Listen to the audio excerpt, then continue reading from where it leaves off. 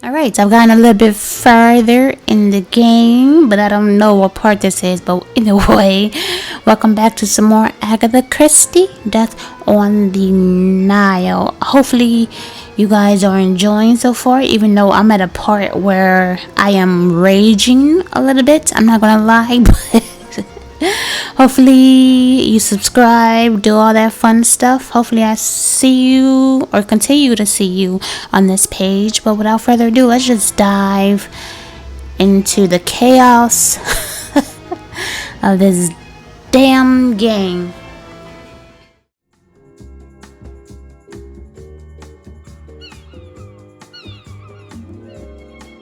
Mr. Poirot! Mr. Poirot, come quickly! There is a problem! Mr. Poirot, please wake up! What time is it? Please get dressed quickly and meet me in cabin 202 across the passage. Yes, very well. I'm coming.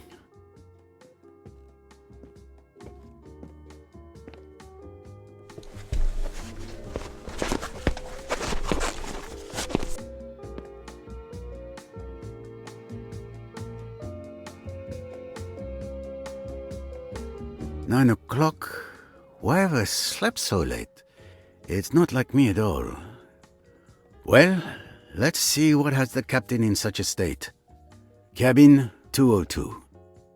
Mind you, he was yelling, so for other passengers that's by my room or in the rooms near me could have heard there was a problem going on.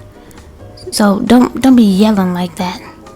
Second of all, am I getting what I wouldn't say what I've been wanting, but what I've been expecting is somebody dead. We will see. It's still the same session from the ending part of chapter 6 last video. Still, what is it, August 8th? A little after 9 p.m. But yeah, I might stop recording for a little bit because I want to get something to eat before I pass out. But let's see if something interesting happened yet before I stop. Hold up. I really don't feel well. It's more than just simple fatigue. Ah, finally, Mr. Poirot. Captain, Dr. Bessner. Monsieur Poirot, thank God you're here. Well, gentlemen, what has happened? I think it best if you see for yourself.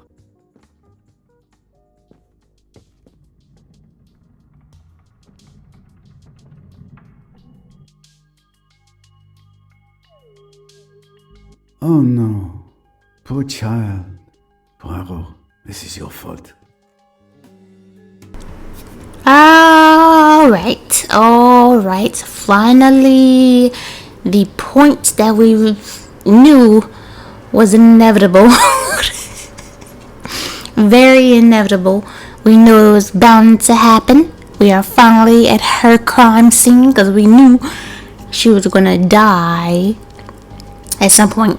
Either her or her man or whatever, but we knew it was gonna be her from the first part of this damn game. But finally we are here. Damn, we finally have a crime scene. And what was it?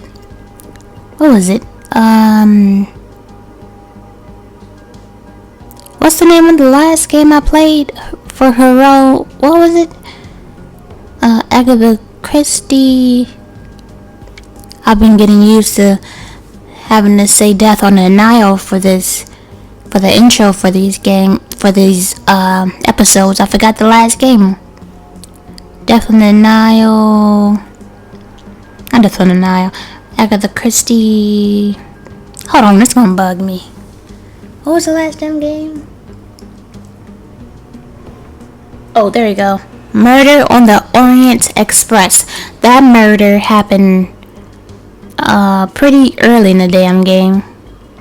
It took chapter 7 to get to this. Like, damn. They really slowed it down.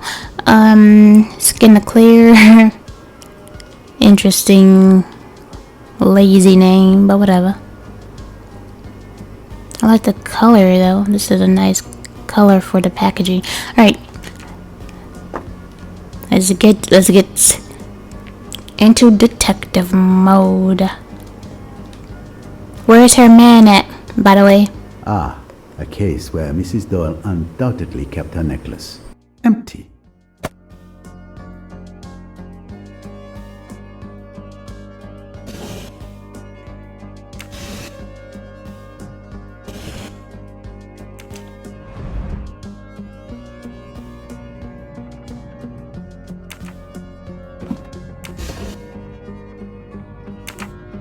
The murder weapon is not helpfully lying on the dressing table.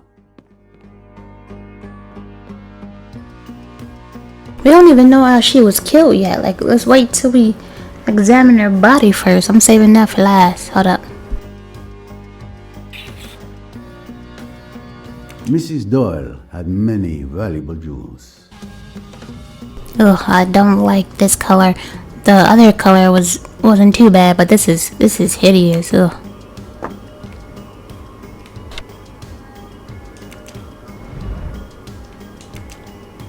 Flexible contact lenses. Madame Doyle was on the cutting edge of ocular technology. Every time I saw Mrs. Doyle, she was wearing this nail varnish. I have to go through all this?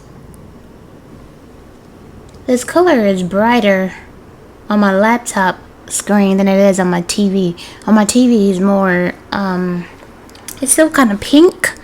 Still kind of pink, but a little bit, like, more in the pastel, like, kind of not too saturated as it is on here. But on my laptop, this is beautiful. A beautiful color. I love that. I love that.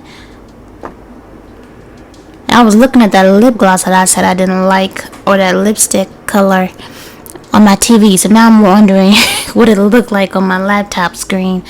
I'll get back to that in a minute. See, these is nice colors too. Okay, back out. What was the point? I'll never understand fashion. Why call a nail varnish pink when it's red? I mean, red or pink is like a variation of red, no? In a way. Now there's a perfume not just anyone can afford. But I get it though, Pearl. Silver Mirage. I like the name of that. And she doesn't have only one. Here's a second. Just as expensive. That's surprising to you? Opal, what is that, Tempest? More noise outside my damn window. Alright. Another, or a bigger one. And a third perfume. Clues of good taste, but not motives for murder. Orchard Revere? I can't even talk right now. Geez, since 1925.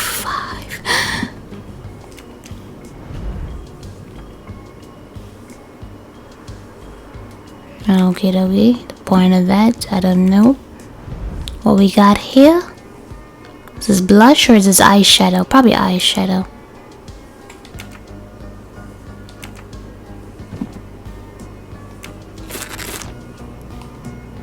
Yeah, look at this real quick. Okay, for the lashes, say less. Let me look at this color again real quick.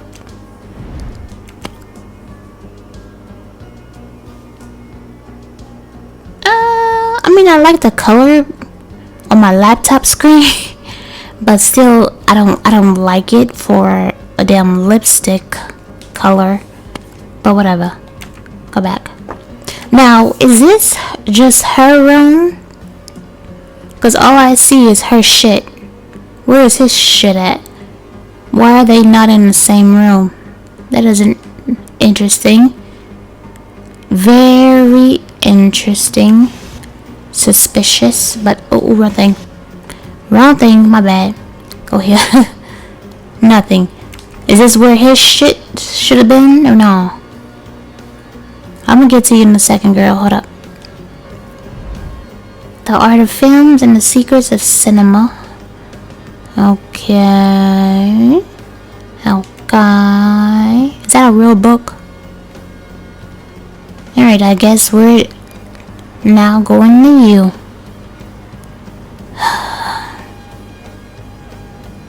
Told you this was coming.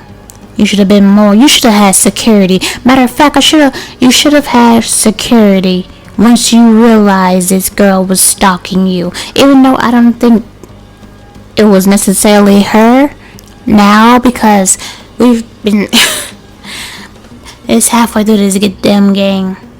They've been wanting us to think she was gonna do something, but it probably wasn't her. If y'all remember correctly, if y'all see my previous videos, further to walk through my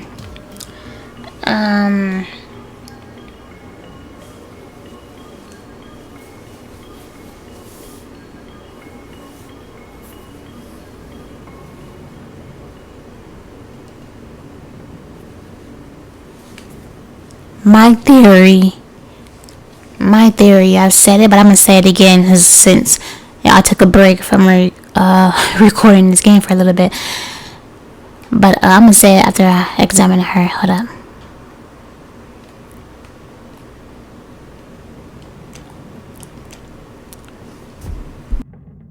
No trace of the weapon. No trace of the weapon. We don't even know what she was killed with. Why you keep saying that? I don't see any wounds. I don't see no blood. She could have died from drinking something in that area. She could have been poisoned. Why the hell you keep saying no sign of a weapon? I'ma deal with that in a second. Hold up. Matter of fact, do it now. Do it now. Hold on. The letter J is drawn in blood. Whose blood? Where? I don't see no blood on you. Hold up. Hold on. There's blood on one of her fingers.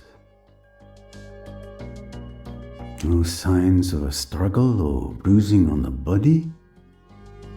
Okay, now I see something on her temple, but doesn't look like a gunshot. It looks like something else. I see.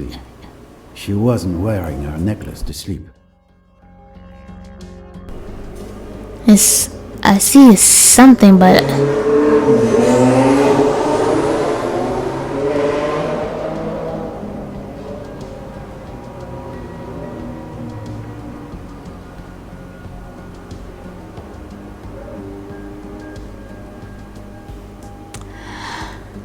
only when I'm recording it wants to get loud. Let me not curse before I lose my Small caliber bullet fired at very close range, judging by the burn marks. before I lose my damn mind. So can I zoom in a little bit? Cause that does not look like a. They need to move this damn symbol thing right there. That does not look like a bullet hole. It looked like she maybe got hit with something, but not like a bullet going through her head. That does not look like a gunshot, but whatever. Now we should have heard a damn gunshot unless it had like a suppressor on it or something. This don't even look like blood. It don't even look like dry blood, but I'm assuming that's supposed to be blood. That's going to her hair, but back out.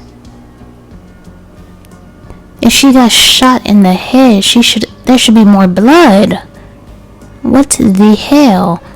Unless they killed her in her sleep with like poison, and then they used like a gun to make sure she was dead, and so there was not that much blood. But I don't know. Am I done? Murder or suicide? It's obviously not suicide. They could say it's suicide, like they stumbled on the body, saw the gun, and then they took the gun and threw it somewhere, but I highly doubt that, but whatever. That's just me. Alright, let's see my map. How was the crime committed? What's over here? No signs of a struggle. I mean damn it. The bed covering is practically on the damn floor. So that's a sign, but nothing too crazy, I guess, but whatever. Was killed by a firearm, I guess, if you could call that a damn bullet hole, but whatever. The firearm is not at the crime scene, correct? There are burn marks around the wound, okay. Pearl necklace is missing. It's missing from his case. There's a J. It's feeling tired this morning. There's blood on... See, matter of fact, yeah. Because he was feeling tired. He was feeling woozy. The last mission we played as him. So, it had to be like a poison or something in the food or the drinks. And it got in our food. Which I guess would make sense, trying to take us out because we are the private detective. But yeah, they poisoned the food, probably for everybody or just us two, I don't know. But yeah, they tried to get Pearl too. There's blood on her finger, died in her sleep, a bullet in the head. It's not wearing her necklace. Wait, what? Select the oil that is wearing the correct necklace. I don't remember. What's the hint? Damn it. I'm gonna just take a guess. I don't think it was this one. I think it was... No. Use the little grey cells, Poirot, or they will rust. So it has to be this one, right? Yeah, alright. I have it. Mrs. Doyle favored an expensive pearl necklace. Who else could have succeeded?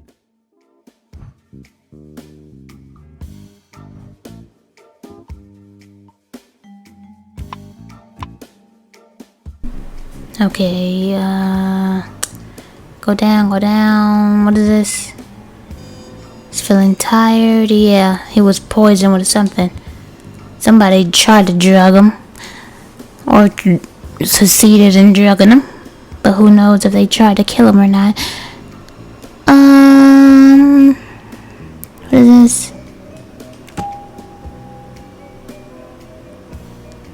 Might have drawn the J to name a murder. Might have tried to stop the bleeding. Ain't no way for this. Might have no. And I doubt any of these actually. Because if she was still alive after she got shot in the head and tried to write the name, I don't think she would have died in the position that she's in. And like I said, that stain around where the injury is on her temple is supposed to look like the blood. I'm assuming it's blood. I'm sure it's supposed to be blood, even though it looks kind of weird.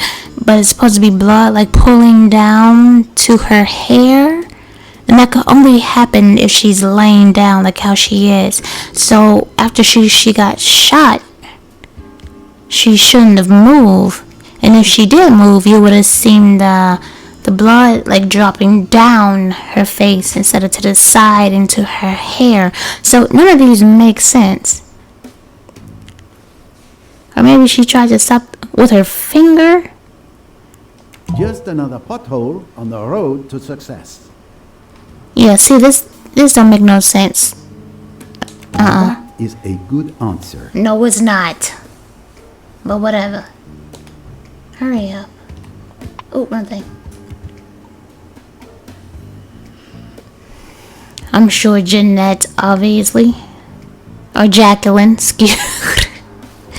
I don't know where I got Jeanette from. John isn't. Yeah, he got arrested, so. Yeah, he wasn't even in the last mission. So literally just Jacqueline. And that could be a setup. Writing J, because we've been assuming it was gonna be her because she's this, like I said, the stalker. But it turns out it's not really her. It's most likely somebody else. No, I don't. Of course, the girl crazy, but no, I'm on to y'all. If it is Jacqueline, then she obviously didn't do it alone, which leads me to what I was gonna say. I'm gonna say it in a minute. Hold up. Hold up. This letter in blood, the blood on Mrs. Doyle's finger, it's obviously meant to appear Mrs. Doyle wrote the letter J. Who is the world's greatest detective? There we go. Trace the J with her blood during her sleepwalking episode. What? It wasn't Lynette who traced the J on the wall. Traced the J on his sleep before. With her blood before falling asleep.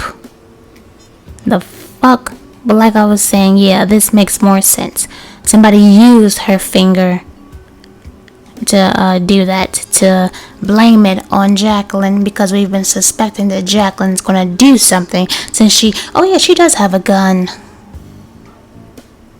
Yeah, she showed that in what, like the first part or second part of the walkthrough, but yeah, everybody wants us to assume it's Jacqueline, but it's not. Or it's not her by herself. Good thinking. Thank you. It's obvious Mrs. Doyle was asleep when she was killed. Like I said. So it was impossible for her to write the clue so convenient. Exactly. Like I said.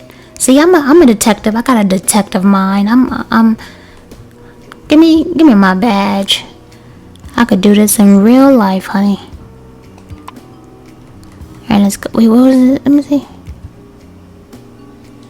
Okay, so don't have a fact to link to that. Alright, go here.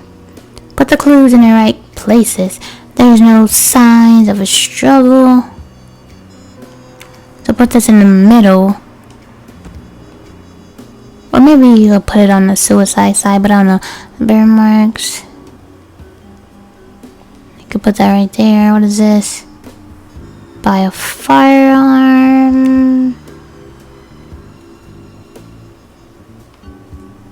But the firearm is not in her room, therefore it cancels out suicide. Oh, here it is, right here. No. I'm assuming it's gonna be this for that. No, it's gonna be, damn it.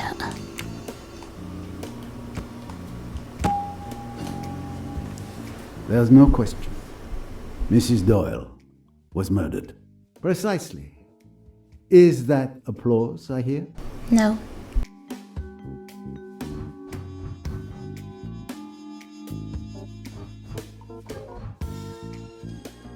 I don't think I can learn any more here at present. Time to compare my observations with those of Dr. Bessner.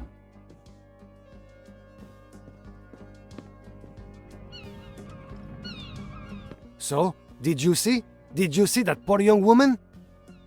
It's a tragedy, but we must stay calm if we want to find the culprit. I have a small idea of the situation. Lynette Doyle was killed in her sleep by a firearm, placed directly against her temple.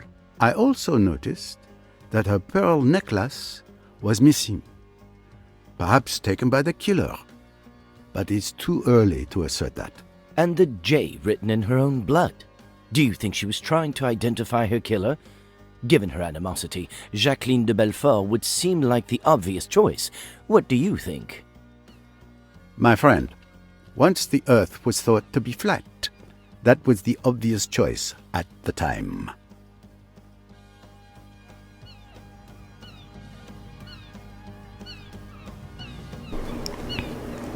Yeah, it is an obvious choice, but no. What do you mean it's J evidence? Of course it's evidence. Cause somebody put it there to point fingers at Jacqueline?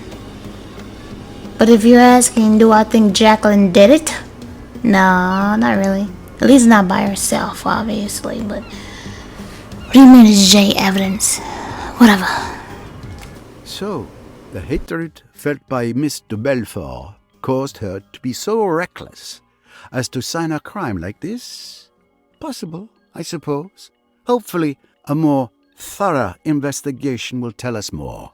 Dr. Bessner, were you able to examine the body? Yes, the captain summoned me the moment he was informed of the tragedy. He hoped I could save poor Mrs. Doyle. Unfortunately, it was already too late. Death had occurred several hours ago. Do you have any idea of the exact time? I can give you a rough estimate. It's now 9:15 a.m.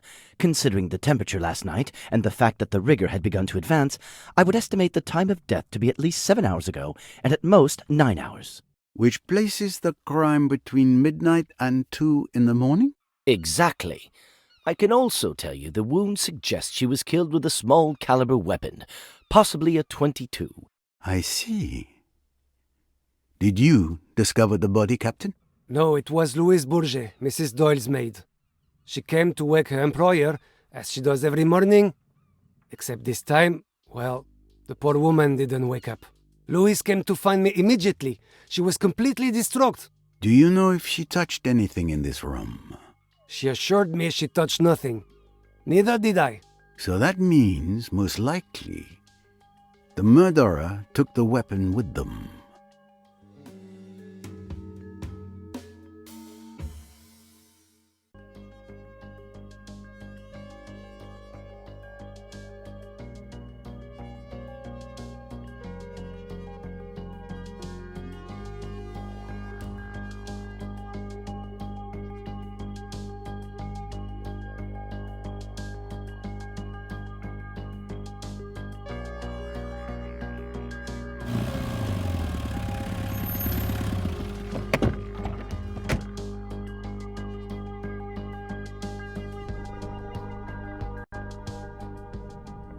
And that's how I ended up here. You have been having quite the adventure, mademoiselle. You track a murderer who may be on this boat? The coded message mentioned a killer who would be present on the KARNAK from the 21st to the 23rd of February. Those are the dates of this cruise, are they not? That's correct, mademoiselle. Perfect. Then there's still time to stop them before they strike again. Perhaps you could have stopped them if you had arrived a day earlier. What? No! Someone else is dead? Yes. Lynette Doyle was killed last night. A gunshot to the head. Your quarry may be responsible for her death as well. A connection between the two eludes me at present. The prey I'm tracking is a lone wolf. This is awful. The Egyptian police have been contacted concerning Mrs. Doyle. We are turning the ship around and will meet the police in Aswan. Mr. Poirot, unless the authorities say otherwise, the case is yours. I give you full authority to lead the investigation. I've already asked Tarek to guard the gangway. No one may board or disembark until further notice. I accept, Captain Hassan. But we Do cannot it, leave Harold. until I make certain the crime scene, in fact, the entire boat, are fully inspected. Of course. Of course. We will remain here until you are satisfied with your investigation. I will inform the Aswan police. Monsieur Poirot, with all due respect, you must let me help you. I need to stop my killer. Mademoiselle, remember, I saw you in action at Chematante. I would be foolish to deprive myself of your help. But a word of caution, if I may. It is clear this investigation is very personal. Do not let that cloud your judgment. Don't worry, Mr. Poirot. Together, we can bring an entire boatload of murderers to justice. I have no doubt. Very well. Most passengers should be having breakfast by now. Captain, would you be so kind as to ask the other passengers to join us in the restaurant? Anything you wish, Monsieur Poirot. Perhaps Miss Royce could assist me? Of course.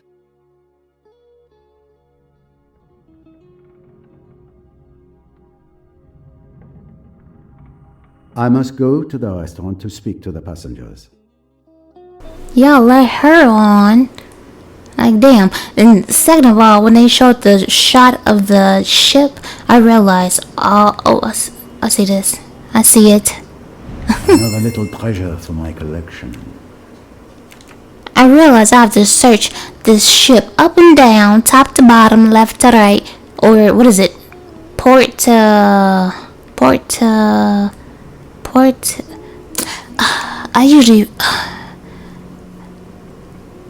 I remember the boat terminology, but not now for some damn reason. Whatever. I have to search this damn ship or boat for that damn gun. And if they're smart, since we're on literally a damn boat on some damn water, if they were smart, if they really wanted to get away with murder, they should have dumped it in the water. But whatever. Now what am I doing? Restaurant, right? Restaurant. Where? See, this whole case is just finding the murder weapon. Not even. I'm assuming this whole chapter is just trying to find that damn gun, but whatever. Let's get it. Where am I going again? That's what I was looking for. The restaurant, right? Where's the restaurant? Where's the... Hold on. I'm right there.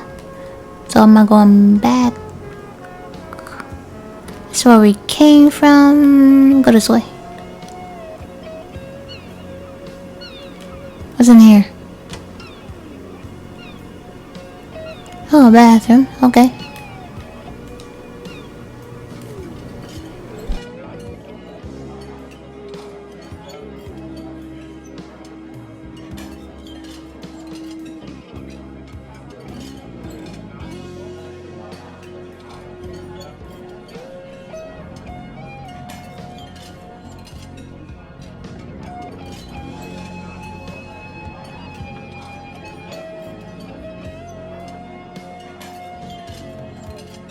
Good morning, ladies and gentlemen.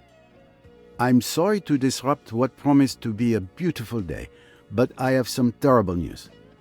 Lynette Doyle was found dead this morning, murdered in her bed. My God! The poor child. Captain Hassan here has asked me to investigate this murder. I intend to do so with the assistance of Miss Jane Royce, a private detective who has come aboard working on another case.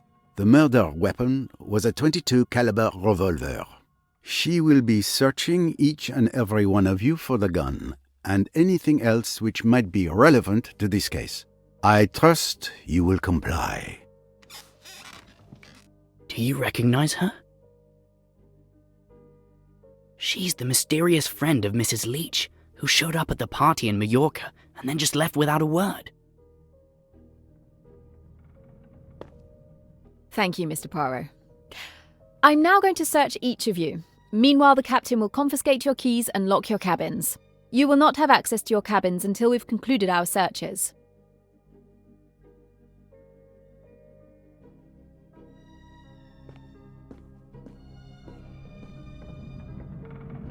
A moment, please. I'm deeply distressed by Mrs. Doyle's death, but as her legal representative, I demand to know by what authority you intend to conduct this investigation. I agree. This is outrageous. The Egyptian police should be notified. I, for one, will never submit to depriving individuals of rights that I do not recognize as legitimate. Miss Robson, would you kindly join us? Can you show us your bag, please?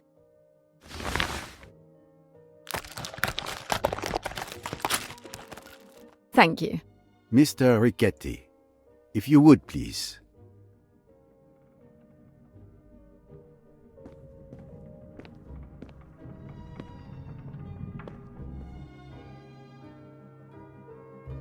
Et voilà. Thank you all for participating.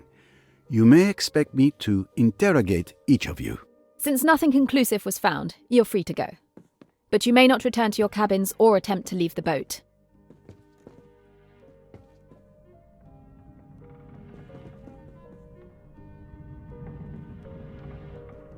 Captain, a word if I may. I asked you to ensure that every passenger joins us here, but I didn't see Mr. Doyle, Mr. Belfort, Dr. Bessner, or Miss Bowers.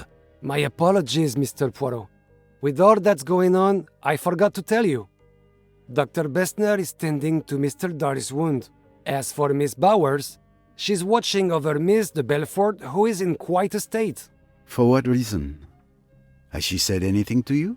It's a bit complicated. I think you should see for yourself. Mr. Poirot, I know you'll want to question the passengers since you know them better than I do. While you do that, I can search their cabins. The captain gave me a master key, so I don't have to try and figure out what key goes with which cabin. Would that work? Quite right, Miss Royce. You have read my mind.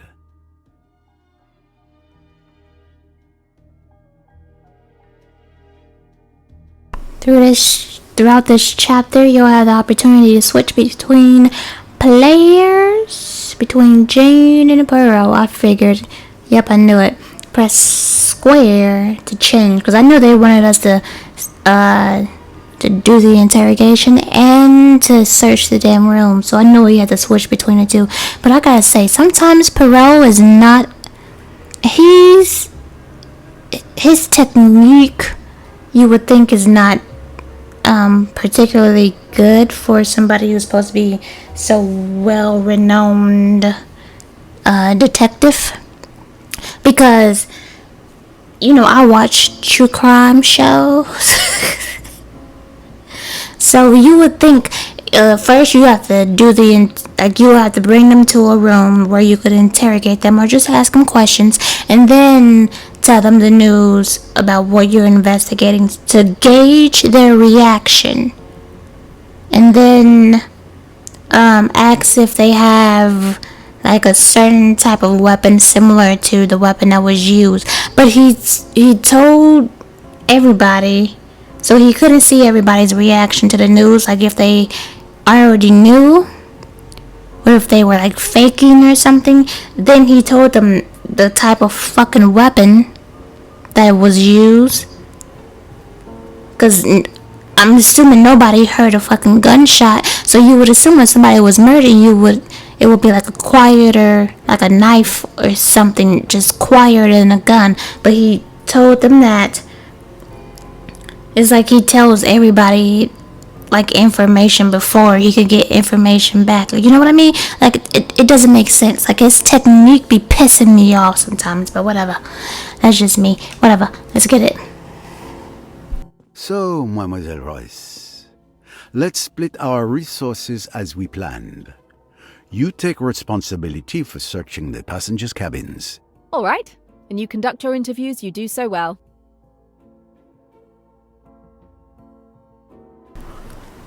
Like, if I'm playing one character, is the other character still going to be doing something? Like, if I switch back, what, they be in the middle or something? Like, see, he's just standing here. So I have to, this is going to be a long chapter, because I'm going to have to do her part, switch to him, make him fucking do something. So it's like 2 chapters in one, with extra, not even extra, like 3 times the work, and in this big ass boat, but whatever. What am I doing? I gotta search the cabins with her. Let's start. Okay, never mind. Let's start over here. That should be the bathroom. Who in here? What number is this? 100. This cabin is not occupied. There's nothing of interest here. I wish you would have said that before I opened the door, but whatever. Okay, they show the names above. Monsieur Ferguson's untidy stateroom. Why is it similar to the crime scene? I thought we walked into the crime scene for a second. Why is your bed like that? A box locked by an elaborate mechanism. It appears Mr. Ferguson has something to hide. Not necessarily, but whatever. I see something. 1, 2, 3, 4, 5. I'm getting 5 for this. I think Go back. Mushrooms, 2, 4, 5, 6.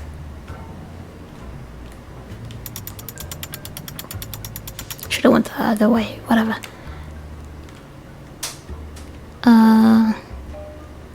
This one isn't. That's not a full peace sign.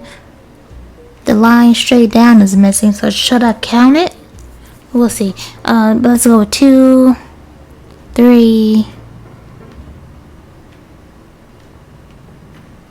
I'm getting 3. Unless you want to count the one at the bottom. Oh, there's these at the bottom too. So what's that? I'm gonna put 3 for now. And then the bird or the dove, 1, 3. If you count that, it's 4. Let me see. Yeah, I know that somewhere different, but oh, okay, so the size for the flowers is different as well. So does that matter? I noticed that, but I wasn't sure. 1, 2, 3 for the. Wait, 1, 2, 3. If you don't count the small one, let's see. The bird.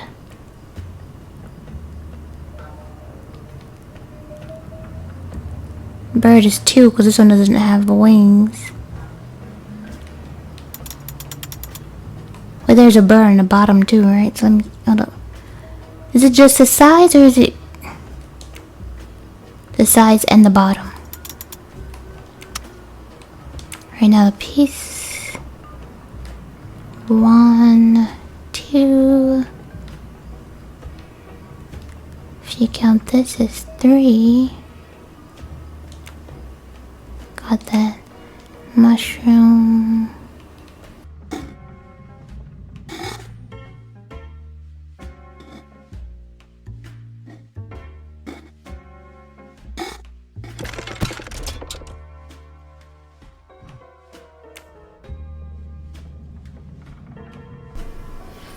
Alright. Finally with that one. Now this, what is, hold on. This looks like the mushroom.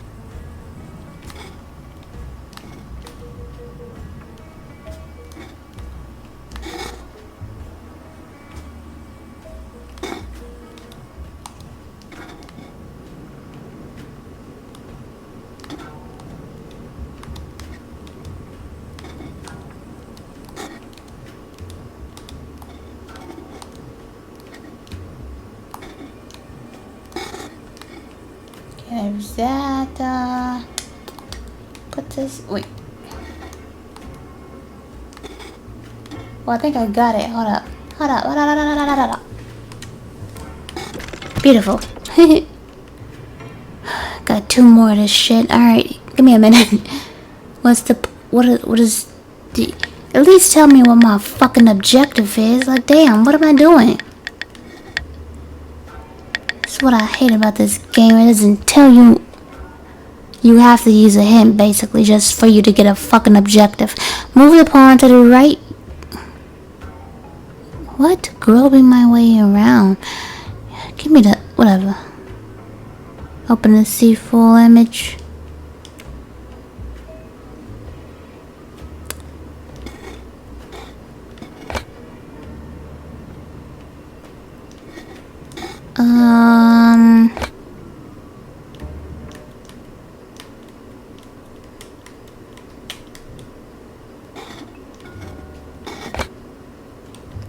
Okay, I think I can't explain it, but I think I get it.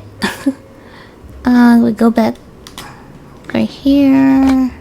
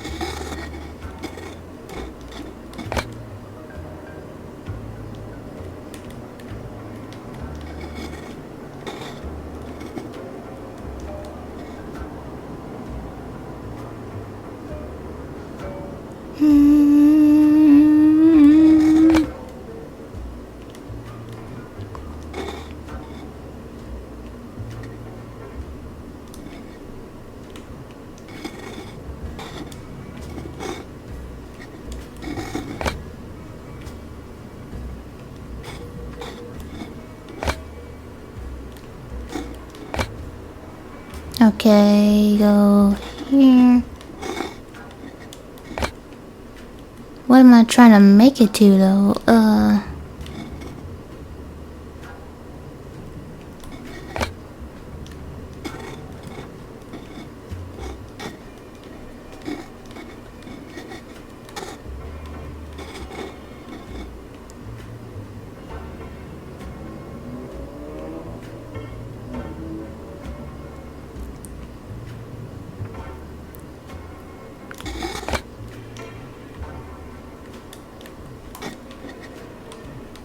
I know, go here.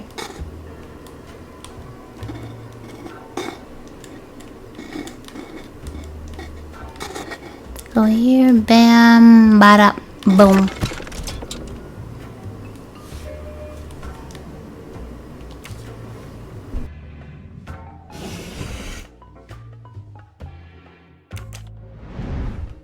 It's a fine signet ring, considering its owner loathes all forms of wealth.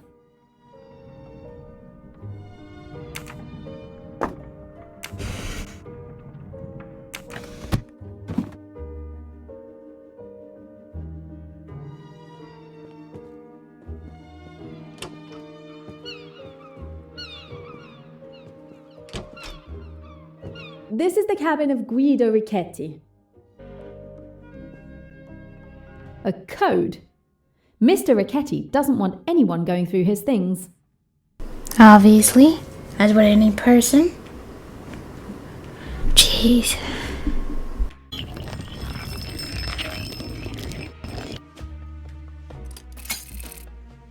A list of deliveries. Some are crossed out, others not.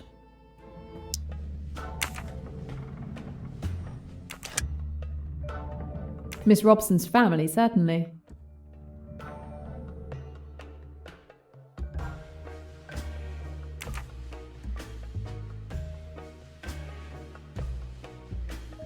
Miss Robson's family, certainly. You don't seem like the river cruise type. Is there a type? I suppose there is. I've always been an outsider. I am who I am, and I am perfectly content to be who I am.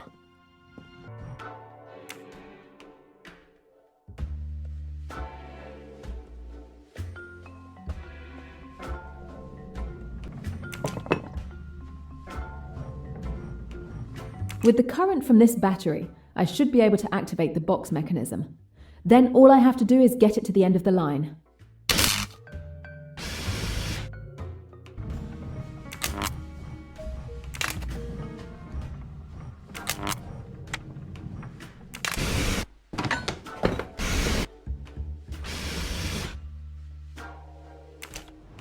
I've found Lynette Doyle's pearl necklace. Miss Bowers is the thief. Poirot needs to know this.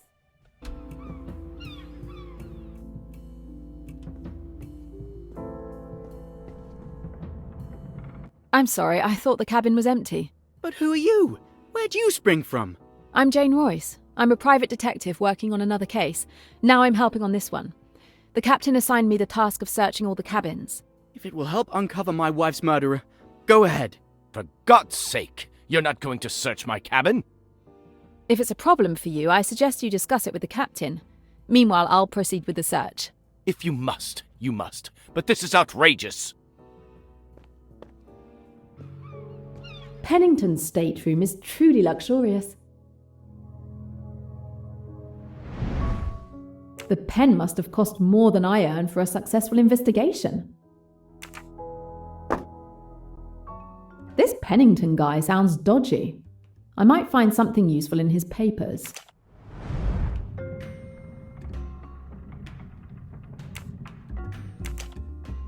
There are indeed marks on these papers.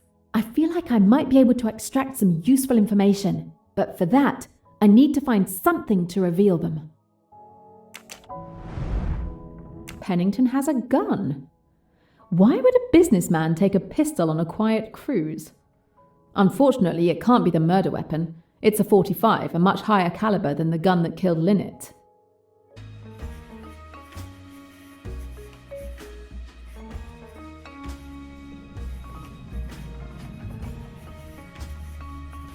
I think I have the entire letter. Now I just need to put it in order.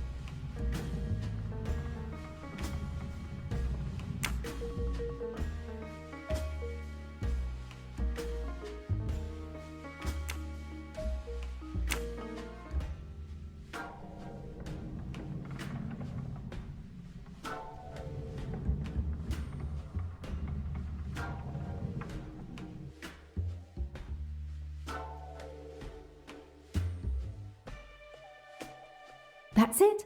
I have the entire letter.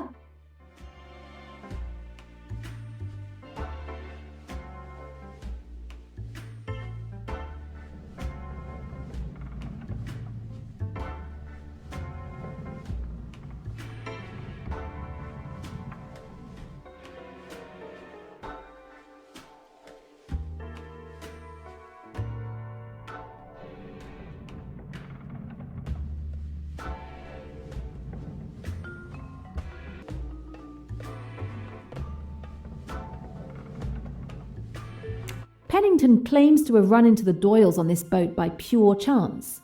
But this letter, which he tried to make disappear, tells a completely different story.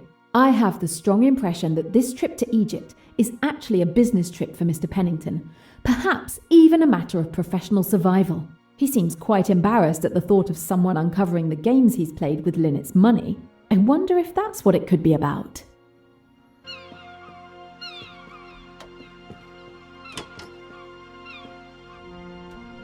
Good morning. Good morning. This is a surprise. What are you doing here? I didn't expect to see you again after our meeting in Mallorca. I wasn't entirely honest, I'm afraid. I am Jane Royce, a private detective. I was undercover investigating a theft. Really? How exciting. The captain has tasked me with helping to investigate the murder of Lynette Doyle. Can you tell me your movements of last night? As requested, I was with Miss de Belfort. She was so panicked that I had to give her a sedative. You stayed with her all night? Yes, from midnight until now. Very well, that's straightforward enough. Ladies, I must ask you to step out so that I can search you, as well as this cabin. Excuse me? All passengers and cabins must be searched. You can ask the captain. I was just leaving anyway. It will be a formality. Thank you in advance.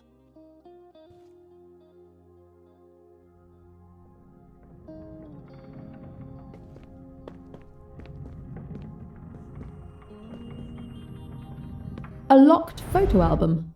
But why did Mr. Belfort take it on holiday?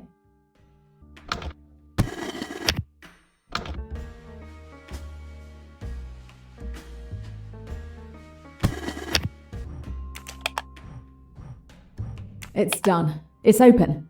I hope she doesn't have to go through all this every time she wants to look at her photos. Simon had proposed to Jackie. Their future seemed bright. Oh, they seemed so happy back then. But now? Is hatred all they feel? Oh, they seemed so happy back then. The cabin of Hercule Poirot. What I could learn from this man. The lock is too small for my instruments. I'll have to find another way to open it.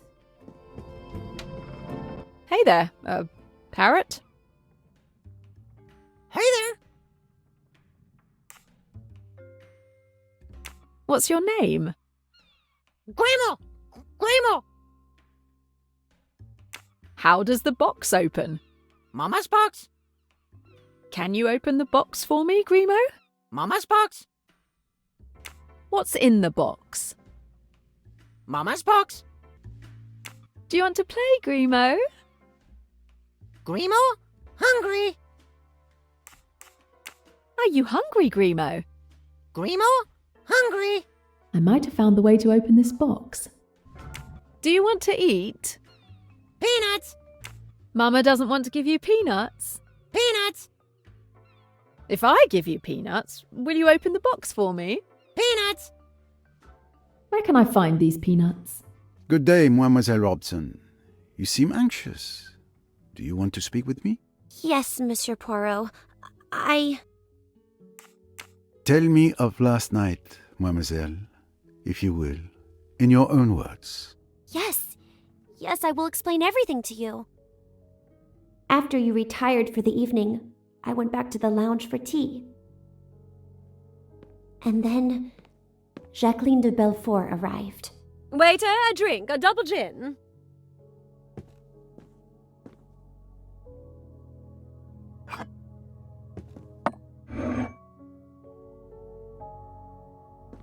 To revenge.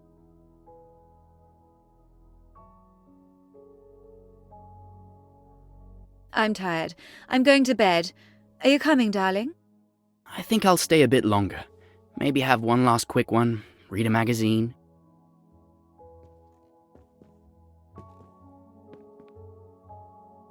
Well, I suppose that's it. I'm going to head out too. Have a good evening.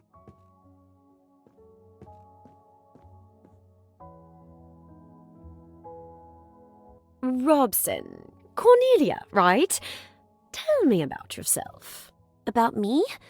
I'm not very interesting. Who are you? Where are you from? I want to know everything. Why are you interested? Why are you avoiding my questions? We girls must stick together. Miss de Belfort kept questioning me for almost an hour. I tried several times to excuse myself, but she would plead with me to stay each time. I lost count of how many drinks she had. There was a strange atmosphere in the room. Miss de Belfort was talking to me, looking at me, and yet it was as if I wasn't really there, as if she was talking to someone else. And we have excellent drawing classes. Simon, I want another drink. You've had quite enough drinks, Jackie. What damned business is it of yours? Go to bed, Jackie. You're drunk. If you're embarrassed, Simon dear, you'd better leave the room. And when I saw Mr. Hayashi leave the lounge, I thought I could finally slip away too. Miss de Belfort was glaring at Mr. Doyle with a crazed look, full of rage. I really must. It's so late. You're not to go. You're to stay and hear what I've got to say. You're making a fool of yourself. For God's sake, go to bed. You're afraid of a scene, aren't you? That's because you're so English, so reticent. You want me to behave decently, don't you? You damned fool. Do you think you could treat me as you have done and get away with it? I told you that I'd kill you sooner than see you go to another woman. You're my man, do you hear? You belong to me. I'll shoot you like a dog, like the dirty dog you are.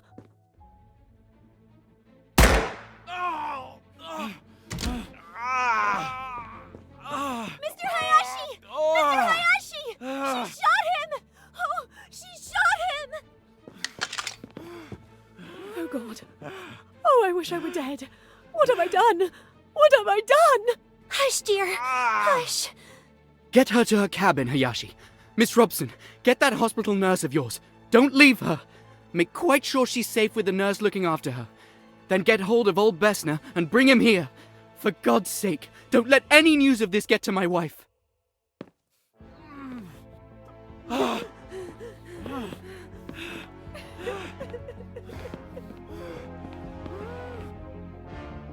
I'll drown myself. I'll drown myself. I'm not fit to live. Oh, Simon. Simon. Better get hold of Miss Bowers. I'll stay while you get her.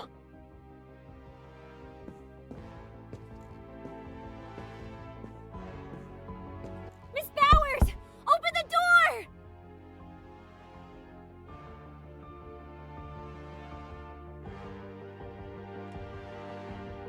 Miss Robson, what's happening? Are you all right? Oh my God! It's Miss de Belfort! She shot Mr. Doyle! She keeps saying she wants to kill herself! We need you! And Mr. Doyle, is he all right?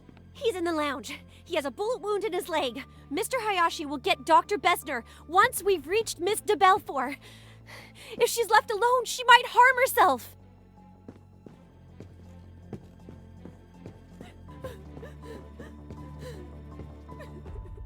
Now then, what's all this?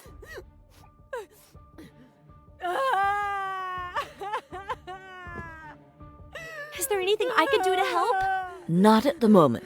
I'll give her a sedative and stay with her all night.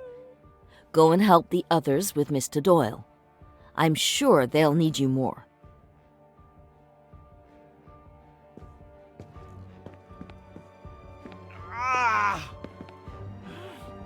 Perfect. Come and help us.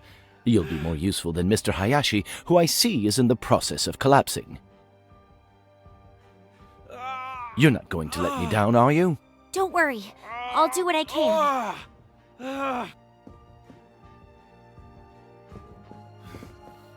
Poor Mr. Hayashi didn't seem very comfortable at the sight of Mr. Doyle's wound, so I stepped in.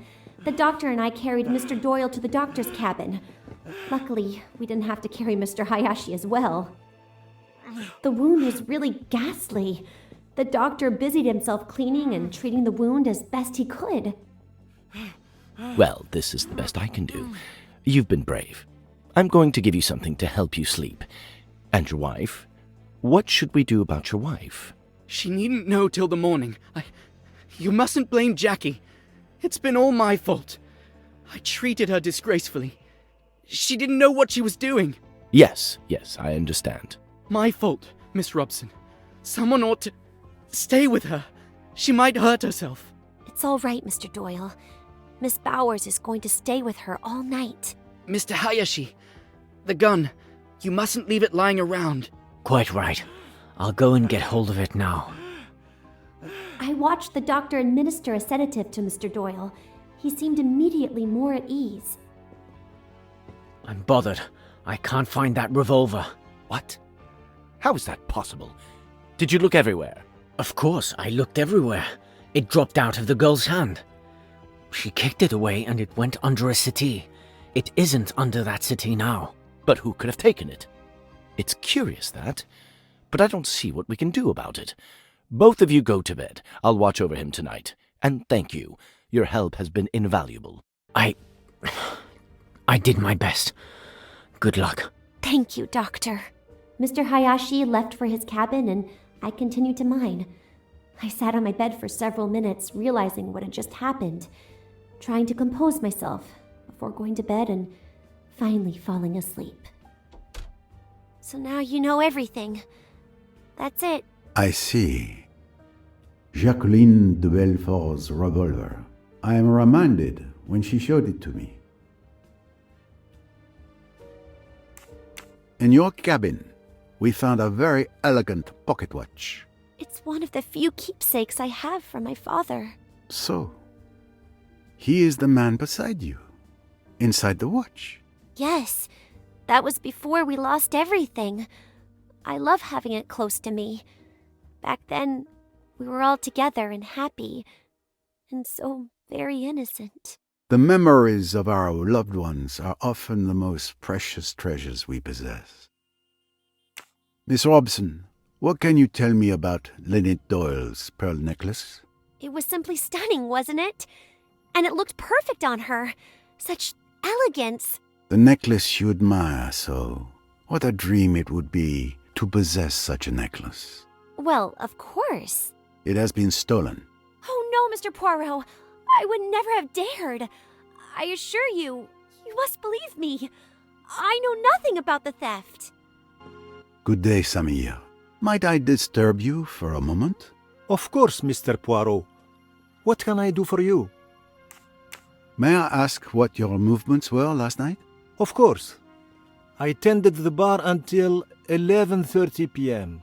After that, I joined the chef and the captain for our role-playing game session. You look at me strangely, but the scenario is getting very intense. I've been thinking about it all day. My spell book is nearly depleted. We played until around 3 a.m., I think. Goodness, I haven't stayed up that late since I was 17. Did you happen to notice Mrs. Doyle's pearl necklace? How could I not? It is so beautiful. I think it's worth more than anything I could earn in my lifetime. The Nile is magnificent. A bit of serenity before plunging back into murder. May I ask you a few questions about the death of Lynette Doyle? You're making a big fuss over nothing. It's not worth it. The world is full of useless rich people. A murder has been committed, and it will not go unpunished. Can you tell me about your evening yesterday? I don't see why, but let's get on with it. I took Cornelia for a walk ashore. We returned around 10 p.m., just before they lifted the gangway back onto the boat. I lingered on deck alone for a while, and then went back to my cabin a little before midnight. Did you hear anything that night? I think I heard something like a cork popping. I can't remember when, but there were still people around because I heard a commotion, people running on the upper deck. And nothing else? Ah, yes. I think I heard a splash, but I don't remember when. And you didn't leave your cabin during the night? No, too bad. I didn't get to take part in the excitement. Come now, Mr. Ferguson. Don't be childish. What can you tell me about Lynette Doyle's pearl necklace? It symbolizes the decadence of Western materialistic society, which Lynette Doyle epitomized to perfection. Like her, our society is of course destined to crumble. That's a certainty. I've often noticed that those who espouse your philosophy, if it can be called a philosophy, are often the very people who benefit the most from it. We found a signet ring with a peculiar coat of arms in your cabin. I'm sure I've seen it somewhere before, but I can't quite place it. Perhaps you could enlighten me? I have no idea because it's just a keepsake. Just a trinket I brought back from a trip. Nothing significant. Yet, it was well hidden. In any case, this ring likely holds no importance for my investigation. Getting some fresh air? No, I'm meditating. I learned meditation at an ashram in India. It changed my life.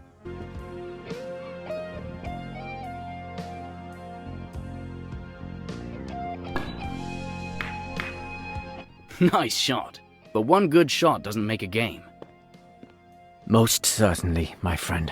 And the next shot promises to be even more difficult. Excuse me, gentlemen, for interrupting. But would you have a moment to answer a few questions? Of course. Anything I can do to help. Right now? Can't we at least finish our game? I could insist, monsieur.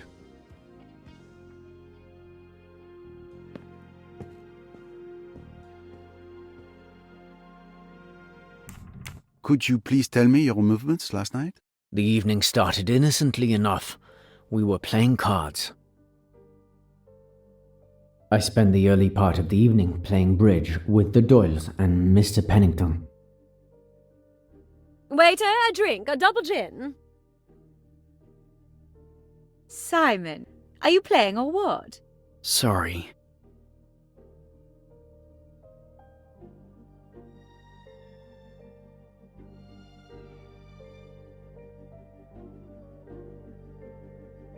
To revenge.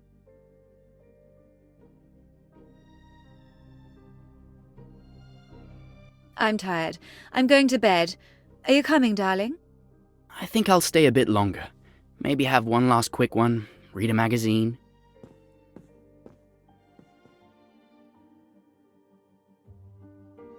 Well, I suppose that's it. I'm going to head out too. Have a good evening. When our game was over, Mr. Pennington and Mrs. Doyle went to bed. As for me, I simply moved to a sofa to read my book. I admit, it was an old murder mystery. Mr. Doyle stayed on his sofa, and Mr. Belfort started talking to Miss Robson. Steward Samir remained behind the counter until 11:30 p.m. Poor child. She had to put up with the woman's incessant questions. She was clearly drunk, but the little girl was at a loss what to do. It was a distressing sight. You've had quite enough drinks, Jackie.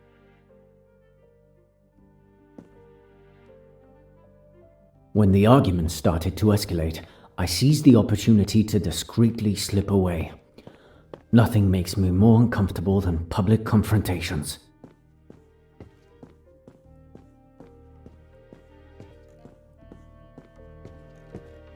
I paused for a moment, leaning on the railing of the deck. I could still hear them shouting inside, and I was relieved to have gotten out. I felt a pang of sympathy for poor Miss Robson, who wasn't as lucky as I was. That's when I heard the gunshot.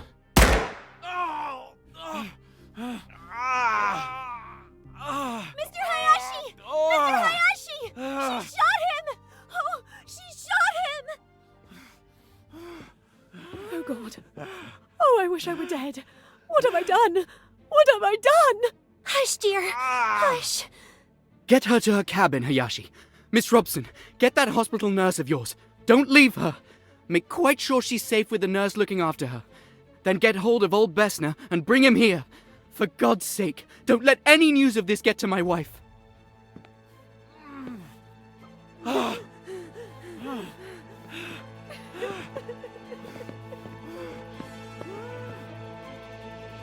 drown myself. I'll drown myself. I'm not fit to live. Oh, Simon. Simon. Better get hold of Miss Bowers. I'll stay while you get her. I must go to him. Oh, Simon, Simon, how could I? Let me go. Let me throw myself overboard. Let me kill myself. You must stay here. Don't make a fuss. Pull yourself together. It's all right, I tell you. I looked after Mr. Belfort until Miss Robson returned with Miss Bowers. Now then, what's all this? As Miss Bowers seemed to have the situation well in hand, I rushed off to wake Dr. Besner. Dr. Besner! Who's that? Stop making such a racket. It's Doyle. He's been shot. Mr. Belfort shot him. He's in the salon. Can you come? Let's see. It's not pretty, but it could be much worse. The bone is fractured, and there's considerable blood loss. Mr. Hayashi, help me carry him to my cabin.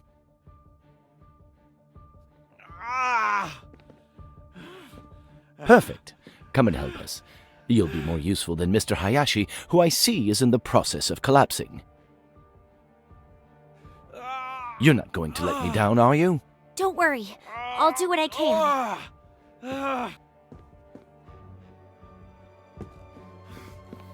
I confess, I've never been very comfortable with blood, so I mostly helped to clear the procession way to the doctor's cabin. I was surprised and pleased by young Miss Robson's mental strength and composure. It was as if she had been waiting for this moment to bloom. I stayed near the door to get some fresh air while the doctor attended to Mr. Doyle. The groans he made, it was terrible. Well, this is the best I can do. You've been brave. I'm going to give you something to help you sleep. And your wife? What should we do about your wife? She needn't know till the morning. You mustn't blame Jackie. It's been all my fault. I treated her disgracefully. She didn't know what she was doing. Yes, I understand. My fault, Miss Robson. Someone ought to stay with her. She might hurt herself. It's all right, Mr. Doyle. Miss Bowers is going to stay with her all night. Mr. Hayashi, the gun. You mustn't leave it lying around. Quite right. I'll go and get hold of it now. I searched the entire lounge for a good 10 minutes, but I couldn't find that damn revolver anywhere. It had completely vanished.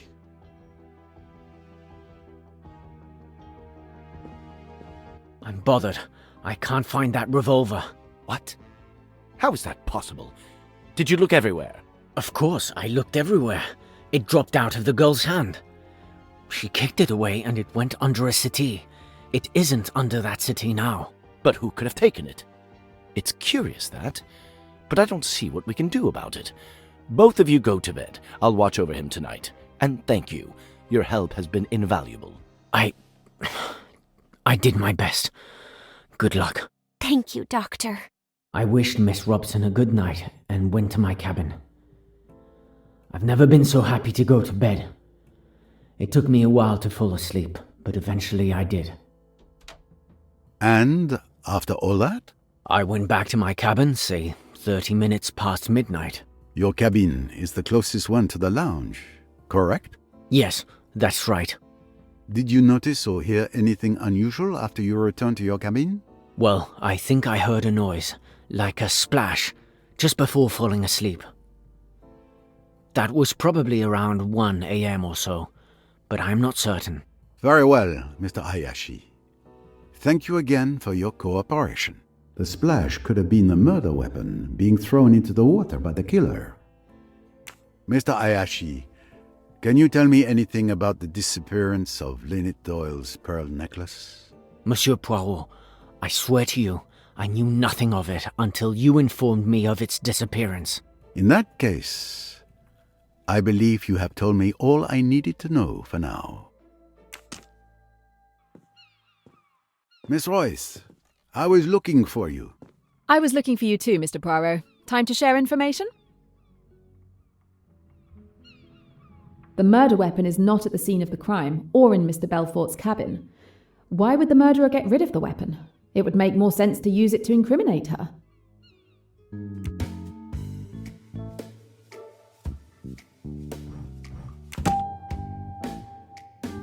That's logical. Mr. Poirot told me that Mr. Belfort had shown him a .22 caliber revolver at the hotel in Aswan.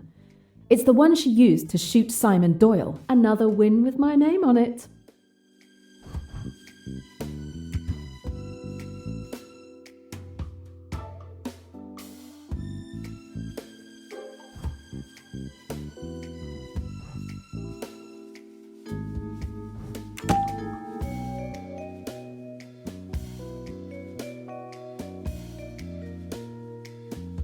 One more test successful.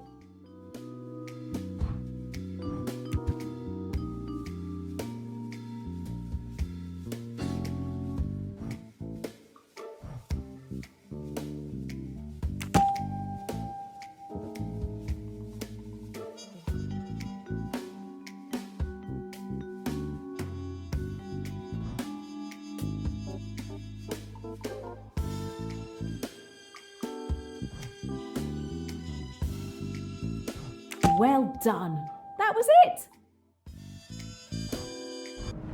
With any luck, Grimo should open Mrs. Allerton's chest for me. I don't think alcohol is the solution to your problems, sir. Don't worry, miss. I handle alcohol very well. I'm not going to drown myself in it.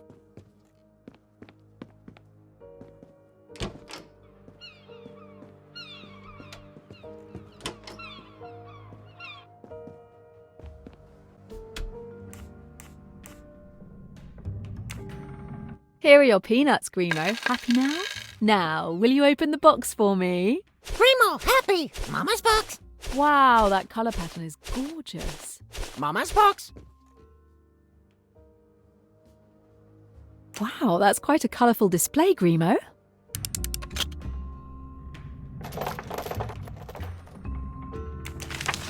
Amanda Bolton, a nasty film critic. Why does Mrs. Allerton keep reviews written by such an odious woman?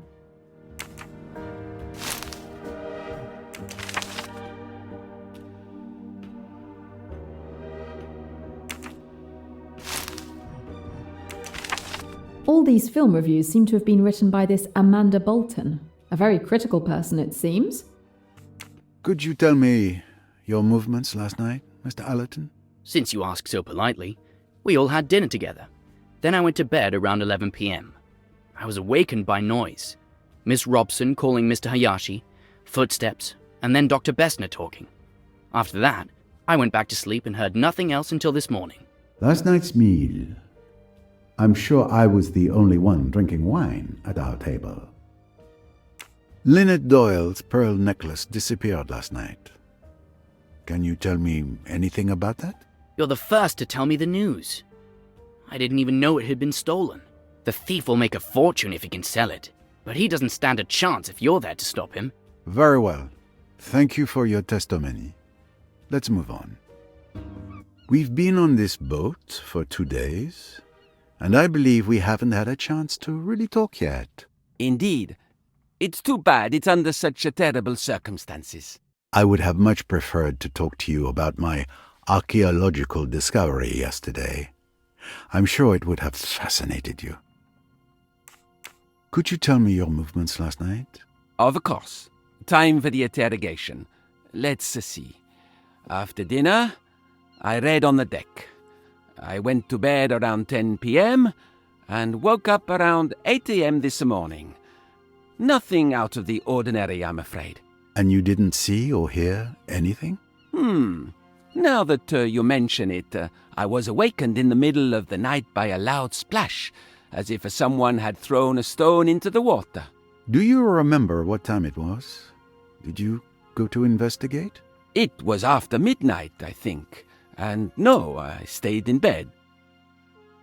Lynette Doyle's pearl necklace has gone missing. Do you know anything about it? I am not an expert, but I can tell you that pearls of that size are extremely rare.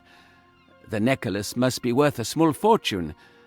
I wouldn't be surprised if it was stolen, and possibly the motive for the murder. It is certainly a possibility. We found a hidden delivery list in a cryptex in your cabin. Ah. Well, you know, conducting archaeological research isn't the most lucrative job.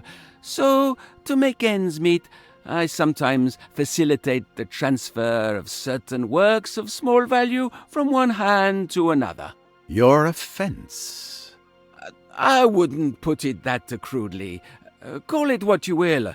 I'm not proud of it, but without it, I couldn't fund my research, which I like to think is a benefit to my colleagues. I see.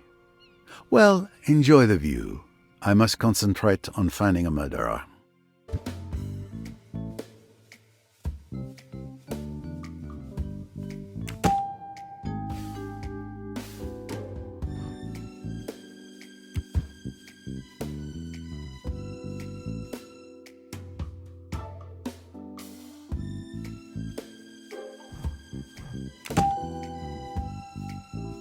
Of course. If someone wanted to drug me, the task is not impossible.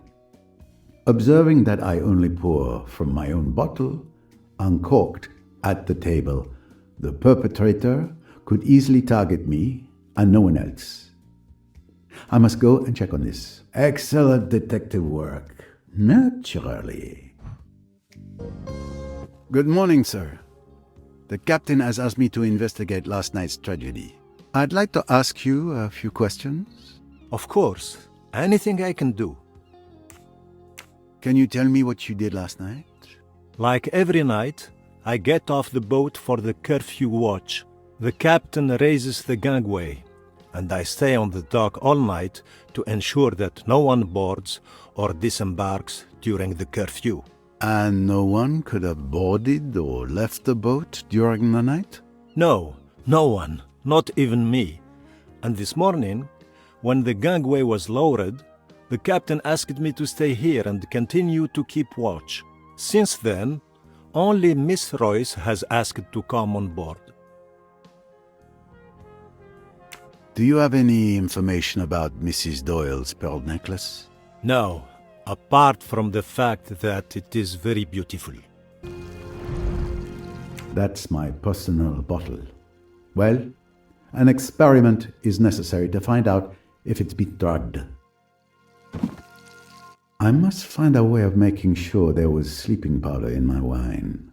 And I have only the equipment around me, so it's not going to be easy. But if it were easy, anyone could do it. Let's give it a go. Yes, that might work. I'm going to try to separate the elements that make up the wine with absorbent paper. But first, I need to reduce the pigments in the wine, which would get in the way.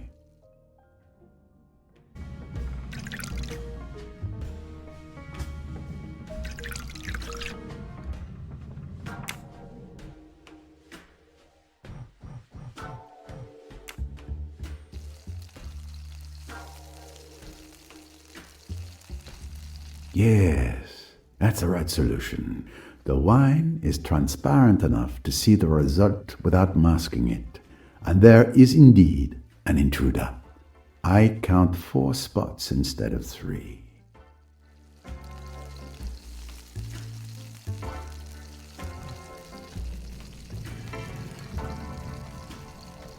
As I expected, my wine does contain a chemical compound that shouldn't be there. Something has been added to it. Given the strong reaction of the strip, it wasn't a small amount, and therefore it wasn't an accident. Someone has deliberately drugged me. Exact. Someone did drug me last night. But why?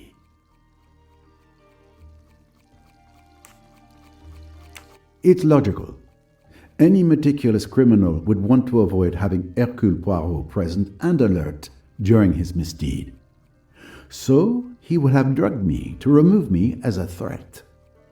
Which means...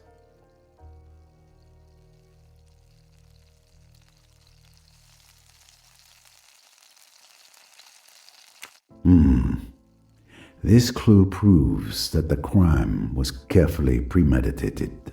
The fact that my bottle had been drugged before the murder, possibly several hours before, proves that the killer had as long as an hour or more before removing me as a danger.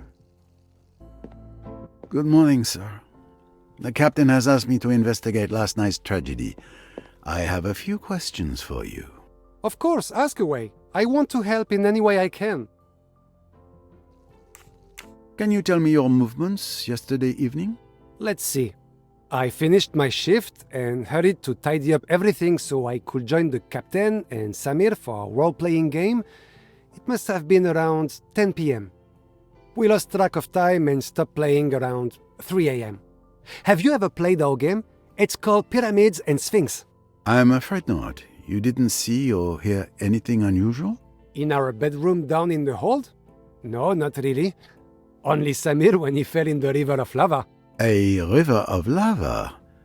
How unfortunate. What can you tell me about Mrs. Doyle's pearl necklace? Nothing, I'm afraid. I didn't notice it.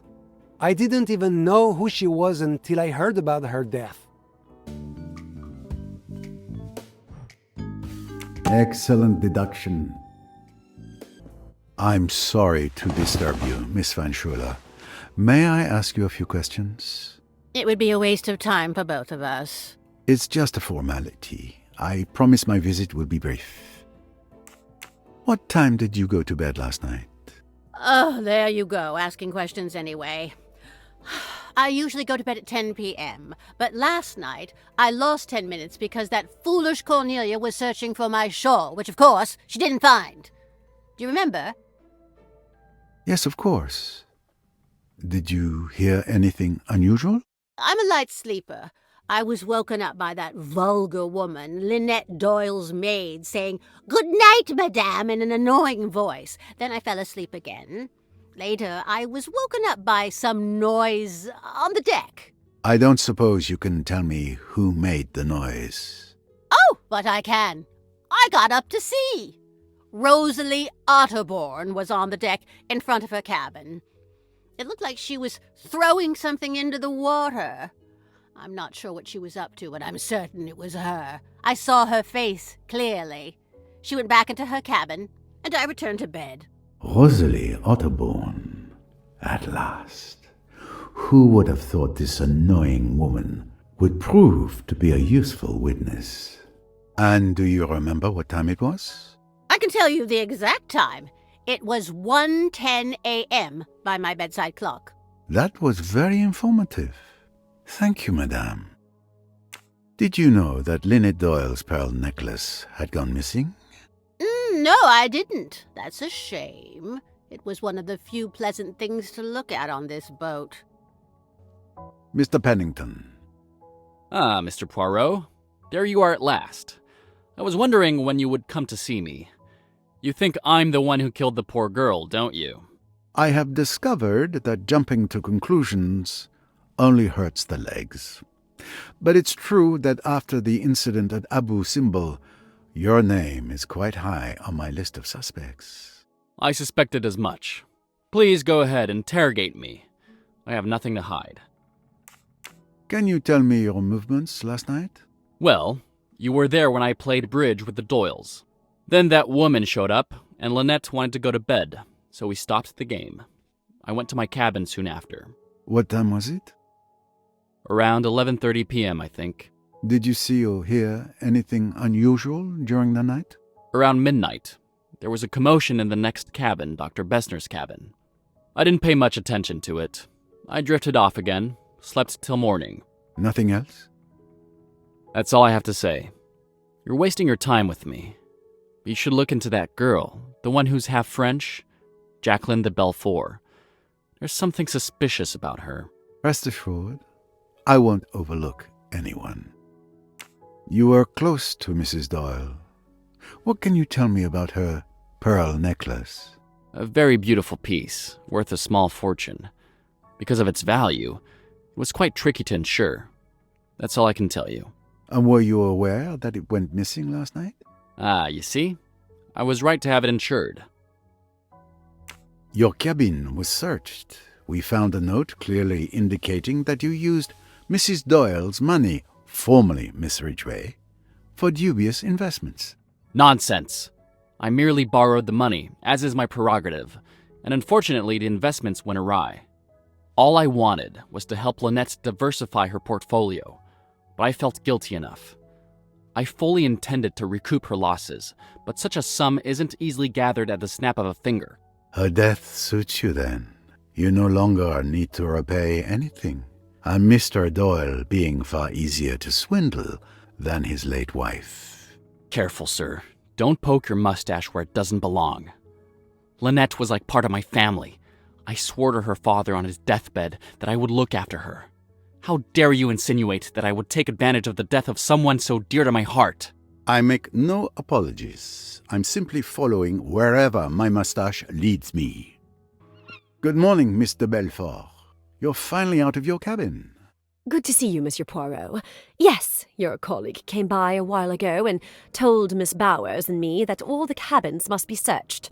So, I'm enjoying the Egyptian sun. What did you do last night? It's a bit hazy. I admit I had a bit to drink. After our encounter last night, I went to the lounge. Yes, all I wanted was to keep turning Simon and Lynette's honeymoon into a nightmare. I admit I drank a lot of alcohol. Well, I decided what to do to cause a nice little scene.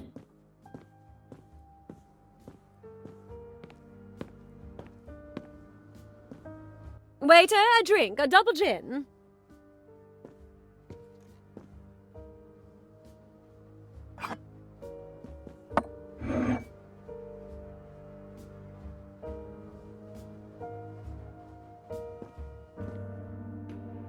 To revenge.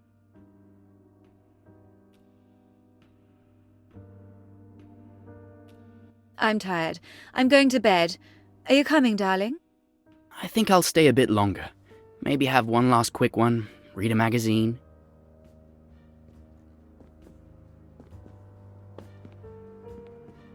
Well, I suppose that's it. I'm going to head out too. Have a good evening.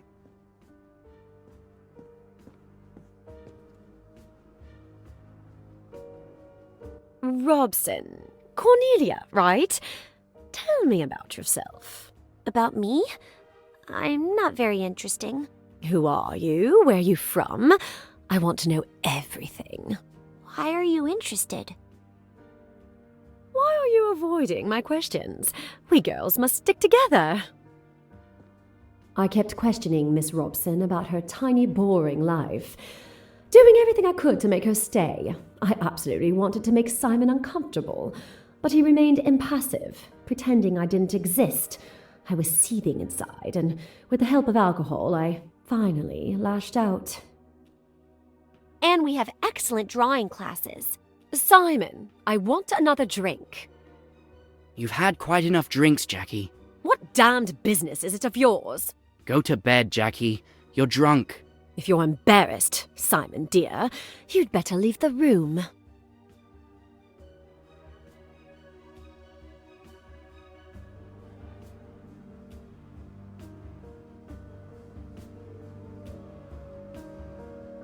I really must. It's so late.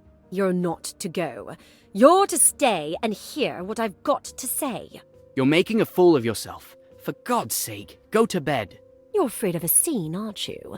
That's because you're so English, so reticent. You want me to behave decently, don't you? You damned fool. Do you think you could treat me as you have done and get away with it? I told you that I'd kill you sooner than see you go to another woman. You're my man, do you hear? You belong to me. I'll shoot you like a dog, like the dirty dog you are.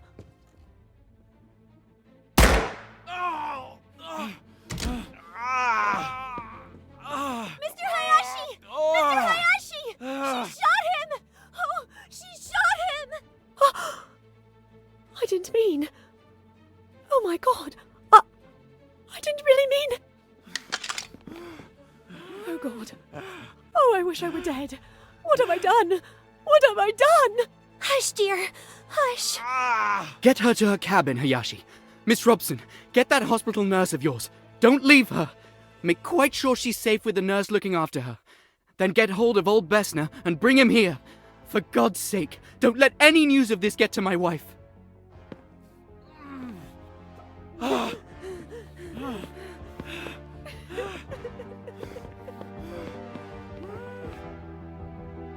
drown myself. I'll drown myself. I'm not fit to live. Oh, Simon. Simon.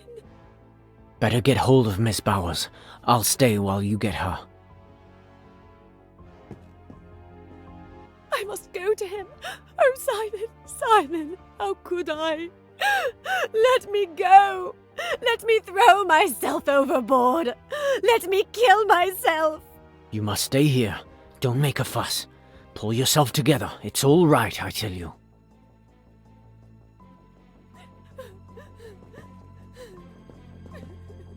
Now then, What's all this? I remember feeling a sting in my arm. I hoped it would kill me. Then everything got darker and darker until I woke up this morning. Thank you, Mr. Belfort. Mrs. Doyle's pearl necklace went missing last night. Do you know anything about it? A theft? Could someone have killed her for a piece of jewellery? Did you know that a J was also found traced on the wall using the victim's blood? You really think that... I didn't do it. I didn't do it. Oh, please believe me. Everyone will think I did it, but I didn't. I didn't. It's awful. I wish it hadn't happened. I might have killed Simon last night. I was mad, I think. But I didn't do the other. Calm yourself, Mr. Belfort. Don't worry. I will soon have the answer to this whole matter. We found some photos of you and Mr. Doyle in your cabin. Yes, I admit I still hope that he will come back to me. I don't want to lose those beautiful memories with him. I understand. But be careful with the ghosts of the past. As comforting as they might be, they may only prevent us from moving forward. Thank you, Mr. Poirot. But I can manage my life on my own.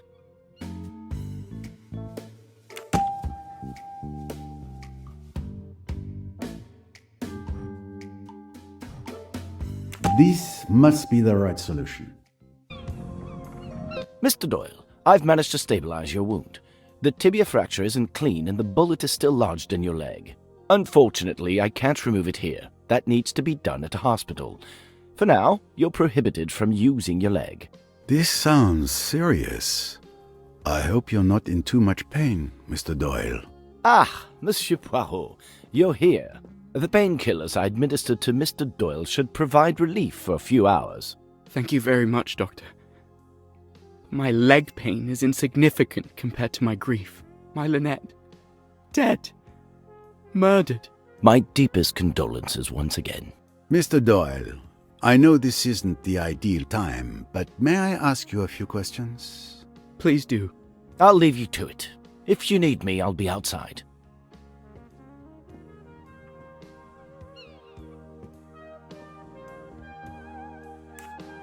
Can you walk me through what happened to you last night? Perhaps walk was a bad choice of words. What a night it was. I'll tell you everything I can remember, if it will help catch Lynette's killer. After you left, we continued playing bridge for a bit. Waiter, a drink, a double gin. Simon, are you playing or what? Sorry.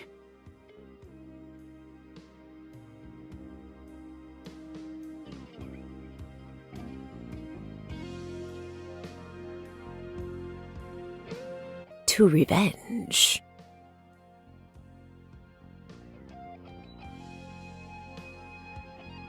I'm tired. I'm going to bed. Are you coming, darling? I think I'll stay a bit longer. Maybe have one last quick one, read a magazine.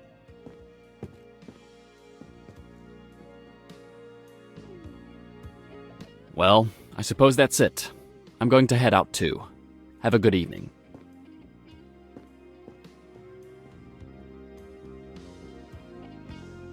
I was trying to read my magazine, but I couldn't concentrate, with Jackie doing everything to make herself the center of attention with Miss Robson.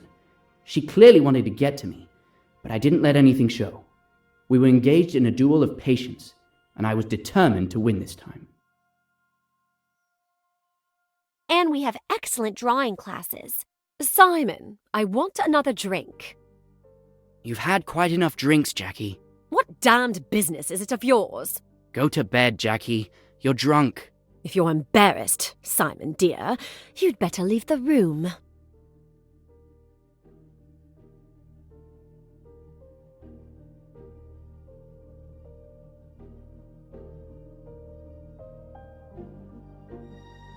I really must. It's so late. You're not to go. You're to stay and hear what I've got to say. You're making a fool of yourself. For God's sake, go to bed. You're afraid of a scene, aren't you? That's because you're so English, so reticent. You want me to behave decently, don't you? You damned fool. Do you think you could treat me as you have done and get away with it? I told you that I'd kill you sooner than see you go to another woman. You're my man, do you hear? You belong to me. I'll shoot you like a dog, like the dirty dog you are. Mr. Hayashi! Mr. Hayashi! She shot him! Oh, she shot him! Oh, God. Oh, I wish I were dead. What have I done? What have I done? Hush, dear. Hush. Get her to her cabin, Hayashi. Miss Robson, get that hospital nurse of yours. Don't leave her. Make quite sure she's safe with the nurse looking after her. Then get hold of old Bessner and bring him here. For God's sake, don't let any news of this get to my wife. They left me alone in a lounge for 5 minutes or so. My leg was killing me. But all I could think of at the time was that it was I, through my deeply selfish actions, who had caused Jackie to commit such an act of hatred. I had caused her so much grief. I deserved much worse than a bullet in the leg.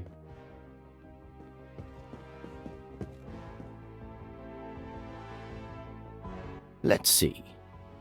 It's not pretty, but it could be much worse. The bone is fractured, and there's considerable blood loss. Mr. Hayashi, help me carry him to my cabin.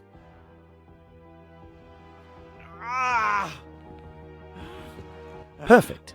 Come and help us. You'll be more useful than Mr. Hayashi, who I see is in the process of collapsing. You're not going to let me down, are you? Don't worry. I'll do what I can.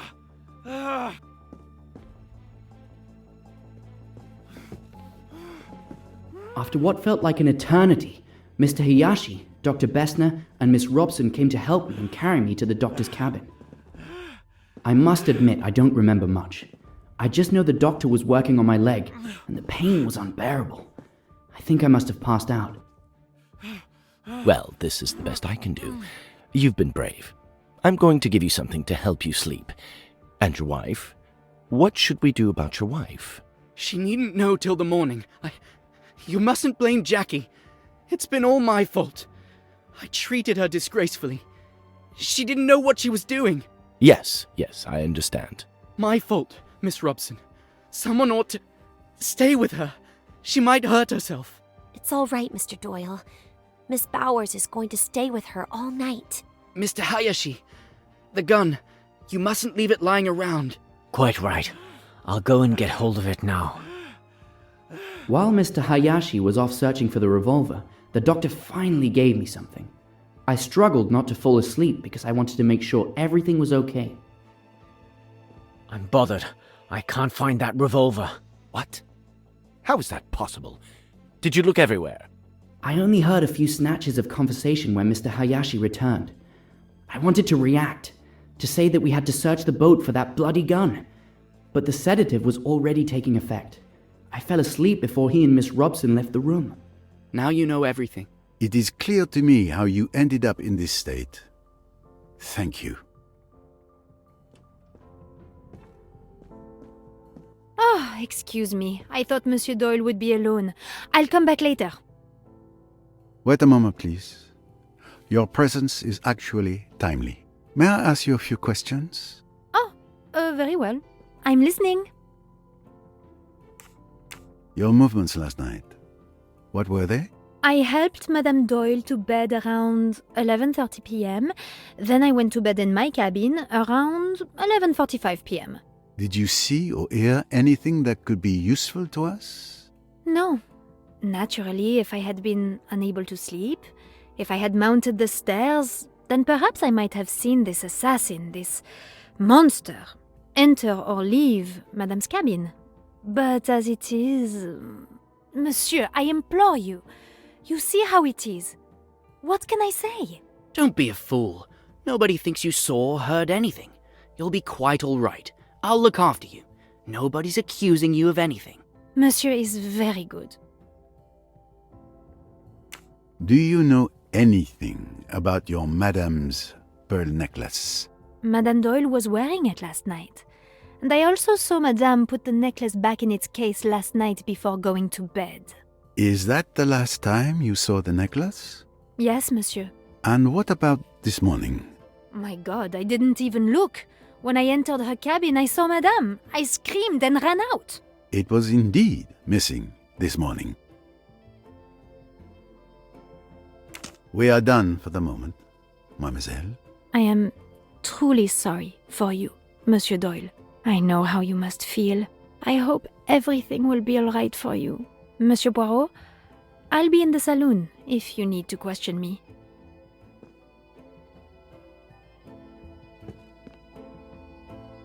Your wife's pearl necklace has gone missing. Any idea where it might be? Gone missing? The necklace was stolen? That's why Lynette was killed? A robbery gone wrong? It is indeed a hypothesis at this stage of the investigation. Please, Poirot. Please catch the murderer. That is my intent, Monsieur Doyle. Excuse me, Mr. Poirot. I should like to see Jackie. Would you mind if I asked you to bring her here? I've thought a lot. I haven't treated her well, and I'd like to clear things up. I know Lynette would want me to. You wish to see Miss de Belfort? Very well. I will fetch her for you. What happened to you last night, Dr. Bessner? It all started when Mr. Hayashi woke me up in the middle of the night. I was asleep when I heard someone knocking on my door. I got up quickly, wondering what they could possibly want with me at this late hour. Dr. Bessner! Who's that? Stop making such a racket. It's Doyle. He's been shot. Mr. Belfort shot him. He's in the salon. Can you come? Let's see. It's not pretty, but it could be much worse. The bone is fractured, and there's considerable blood loss. Mr. Hayashi, help me carry him to my cabin.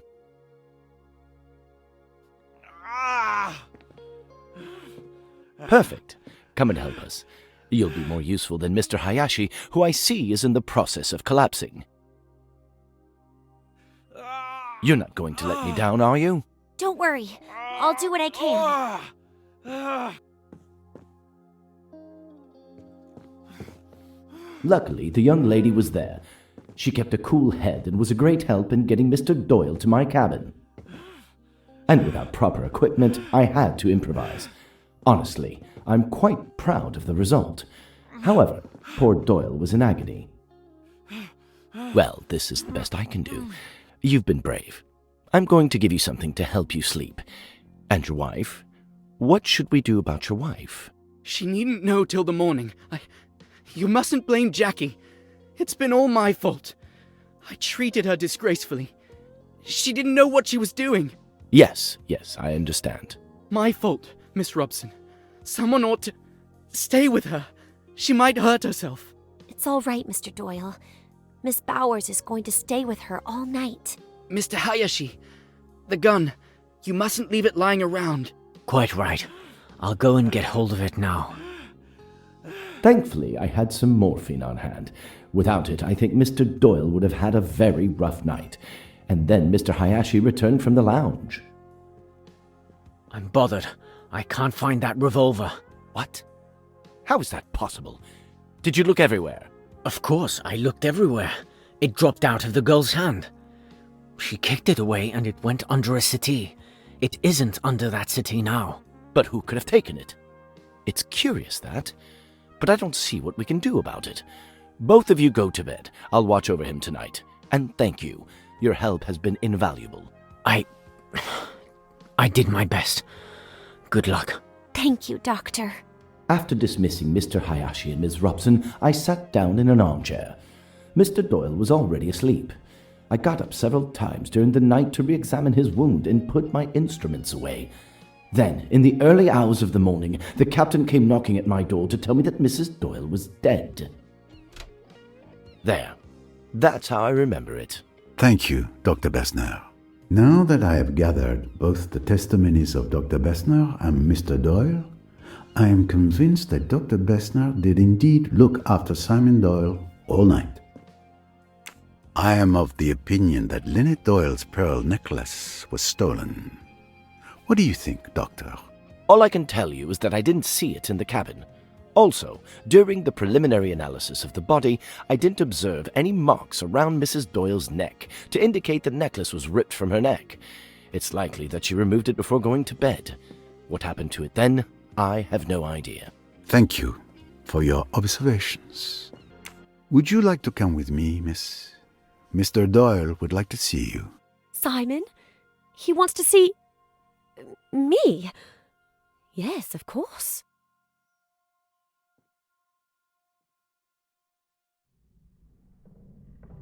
Hello, Jackie. It's kind of you to come. Simon, I didn't kill Lynette. You know I didn't. I was out of my mind last night. Oh, can you ever forgive me? Of course, it's all right. I thought you might be worried. Worried? A little? Oh, Simon! You were a bit upset last night. A bit drunk. But I could have killed you.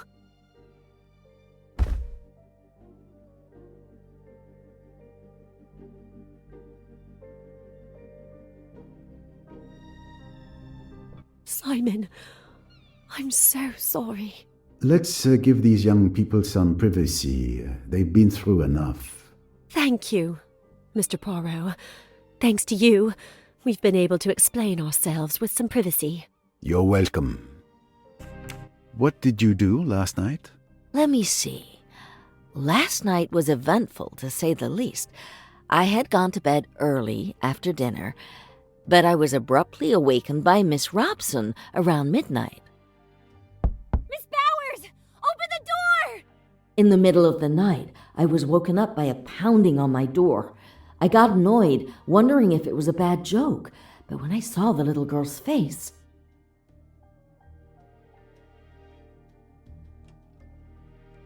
Miss Robson, what's happening? Are you all right? Oh my god! It's Miss de Belfort! She shot Mr. Doyle! She keeps saying she wants to kill herself! We need you! And Mr. Doyle, is he all right? He's in the lounge. He has a bullet wound in his leg. Mr. Hayashi will get Dr. Bessner once we've reached Miss de Belfort. If she's left alone, she might harm herself.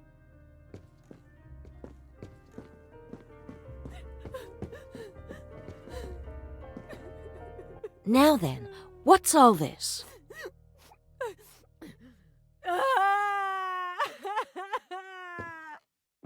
Is there anything I can do to help? Not at the moment. I'll give her a sedative and stay with her all night. Go and help the others with Mr. Doyle. I'm sure they'll need you more. When the little girl came out of the room, I administered the sedative to Miss de Belfort. Within 5 minutes, she was sleeping like a baby. I sat down in an armchair and waited like that until the morning, getting up from time to check that she was all right. As I mentioned, I stayed up the rest of the night watching over Miss de Belfort. I'm afraid that's all. No need for apologies. Your testimony is extremely valuable.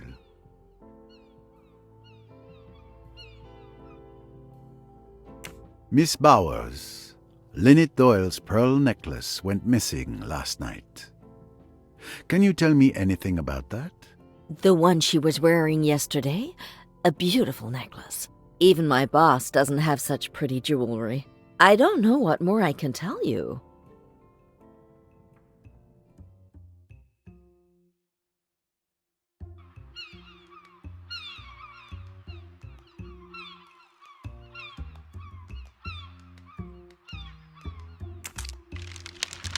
Are you sure you can't tell me anything more?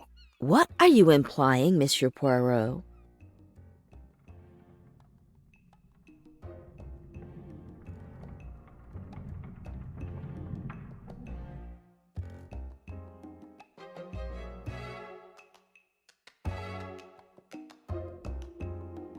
Perhaps you forgot to mention that you have Lynette Doyle's necklace in your cabin? Oh, I see. So you found it. but it's really not what you think. Will you kindly explain, Miss Bowers? Miss Van Schuler, she can't help it, you know, but she does take things, especially jewelry. That's really why I'm always with her. It's not her health at all. It's this little idiosyncrasy. I keep on the alert, and fortunately there's never been any trouble since I've been with her. And she always hides the things she takes in the same place. So that makes it very simple. How did you discover they had been taken? I look each morning. They were in her jewelry box this morning. I went along to put them back, hoping that Mrs. Doyle wasn't up yet and hadn't discovered her loss. But there was the captain standing there, and he told me about the murder and that no one could go in. So then, you see, I was in a regular quandary. But I still hoped to slip them back in the cabin later, before their absence had been noticed. You see, the Van Schuler family is so particular. They would naturally be averse to scandal of any kind. It would never do if this got into the newspapers. But that won't be necessary, will it? You can count on my discretion. I have one more question. Miss Van Schuler is a kleptomaniac. Has she also a tendency to homicidal mania? Oh, dear me, no. Nothing of the kind. You can take my word for it, absolutely. The old lady wouldn't hurt a fly. And at last, we have the entire story. Thank you for your honesty. And rest assured, I won't bring up the matter with Miss Van Schuler. Thank you. I don't think Miss Van Schuler noticed it. But just to be sure, I counted the pearls on the necklace. There are 33. 33? That's not what I remember. I wonder if there is a photo of Mrs. Doyle wearing the necklace to verify the number of pearls. Enjoying the sunshine, miss? It would be a crime not to, would it not, on such a beautiful day? It's more the tranquility of the place that drew me here. I understand. Don't worry, this will only take a moment. What can you tell me about last night? My mother and I went to bed around 11 o'clock. Rats! There I am again, securely tied to her apron. I didn't hear anything except some commotion near Dr. Bessner's cabin. It was stifling in our cabin. I couldn't sleep. Around 1 a.m., I went out on deck for some fresh air. I didn't stay long. I went back to sleep afterwards. I had no idea what had happened until this morning.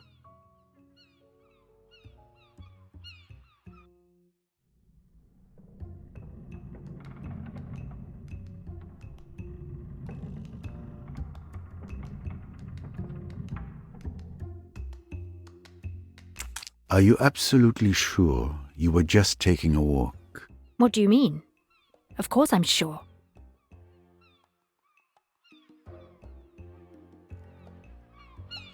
Did you happen to go out on the starboard deck to throw something overboard? But who claims to have seen me? Miss Van Schuler and other passengers have confirmed hearing a splash at that time. Miss Van Schuler, that old busybody? Maybe she heard a splash. I didn't. She still refuses to admit anything. I need to know what was thrown overboard. There's only one thing left to do. Recover that sunken treasure. The steward, Tarak, might be able to help us. What can you tell me about Mrs. Doyle's pearl necklace? Her necklace? Nothing at all. I admit being pleased with myself. When I saw it, I wasn't jealous. Good morning, Captain. Ah, Mr. Poirot. My turn to be interrogated for your investigation? Nothing to worry about. It is the detective's routine to ask questions. What did you do last night? Well, I have a new hobby recently. Role-playing games. It was an American tourist who taught me a few months ago. And I got completely hooked. The game we play is called Pyramids and Sphinx. I converted the chef and Samir, and we play almost every evening. I'm the game master. I adjust the scenario as we go along. They never know what diabolical plan I have in store for them. It's always a mystery. Have you ever played it? I've had a similar experience from time to time. When did you start playing? We started at 10 p.m. as usual, and Samir joined us around 11:30 p.m. It lasted until about 3 a.m., I think. And did anyone leave during the game? Not even to go to the bathroom. We were also involved in it. Imagine that. Is there any new information about Mrs. Doyle's pearl necklace? I don't know if it's relevant, but I've only seen pearls like those once before. They are found only in the Sea of Japan. Excuse me. I need to fish something from the bottom of the river. Do you have a tool you could lend me? I'm not sure what would work the best. There's a clam rake in the ship's storeroom. It's a kind of rake with a net for collecting shellfish. Ah, a clam rake. But of course. Thank you. I doubt Miss Royce has ever used one, but I expect she's a fast learner. With this, Miss Royce should be able to fish out what Miss Otterbourne threw in the water. I'm not really dressed for it these days. Mrs. Allerton, always a pleasure. Pleasure shared, despite the dramatic circumstances. I would like to question you regarding the murder of Lynette Doyle, madame. That poor child. I'm so glad you're here. I'm sure you will find out who did it. That is my intention. I'm sorry to have to ask, but I must get a clear picture of everyone's movements last night. Can you tell me yours? Please don't apologize for doing your job. It's simple. Tim and I had dinner together, and then I went to bed around 10:30 p.m. and slept as well as usual. Nothing particular to report? Now that you ask, it was probably nothing, but I heard a splash. It must have been around 1 a.m. It may have been a dream, but I came fully awake. I listened carefully, but heard nothing more. Then I drifted off again. Thank you, madame. Your testimony is very important. What can you tell me about Lynette Doyle's pearl necklace? It's really very beautiful, isn't it? It was stolen last night. Oh, poor child. To be robbed and murdered on the same night. What kind of world are we living in? A very dangerous one, it would seem. Thank you, madame. Mrs. Allerton, we found something in your cabin. Newspaper clippings written by someone named Amanda Bolton, a film critic known for being one of the most outspoken in the industry. Can you tell me why you saved these particular clippings? Cinema and I have a long history, Monsieur Poirot. From a very young age, I was captivated by this fantastic art form. I've seen it grow, evolve from its beginnings to today. It's remarkable how it's changed over the years. This passion made me very demanding, and I simply wanted to express my opinion, so I wrote about it. It was a hobby, but it turns out people enjoy it. Are you saying that... Yes, I don't publicize the fact, but I am Amanda Bolton. Well, well, I have read some of your reviews. I respect your passion. And the pseudonym? A pseudonym is helpful. This way I don't need to censor myself in my reviews, and I can avoid debates with temperamental directors. You understand, some of them are friends. Ah, I understand, madame. A wise practice for the freedom it gives you. I myself resort to such little deceptions in my investigations. I look forward to Amanda Bolton's next review. Thank you, Monsieur Poirot. Hello, Mrs. Allerton. How nice to see you again. And unexpected. Miss Royce, is it now? I understand you're a detective. The Otterbourne family's cabin. And unexpected. Miss Royce, is it now? I understand you're a detective. You failed to mention that tidbit in Mallorca. I'm sorry, it was necessary, I'm afraid. No need to explain. It's still lovely to see you. They're not under the best circumstances, I'm afraid.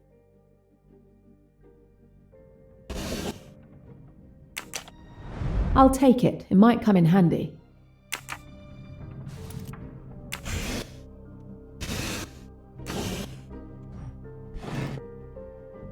There were more bottles here recently.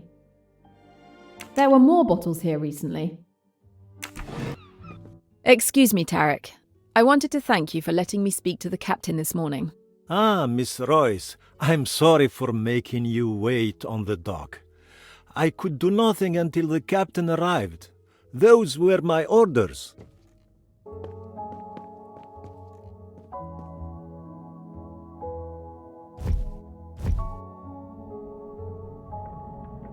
As I've been told, Mr. Belfort's revolver is no longer under the armchair.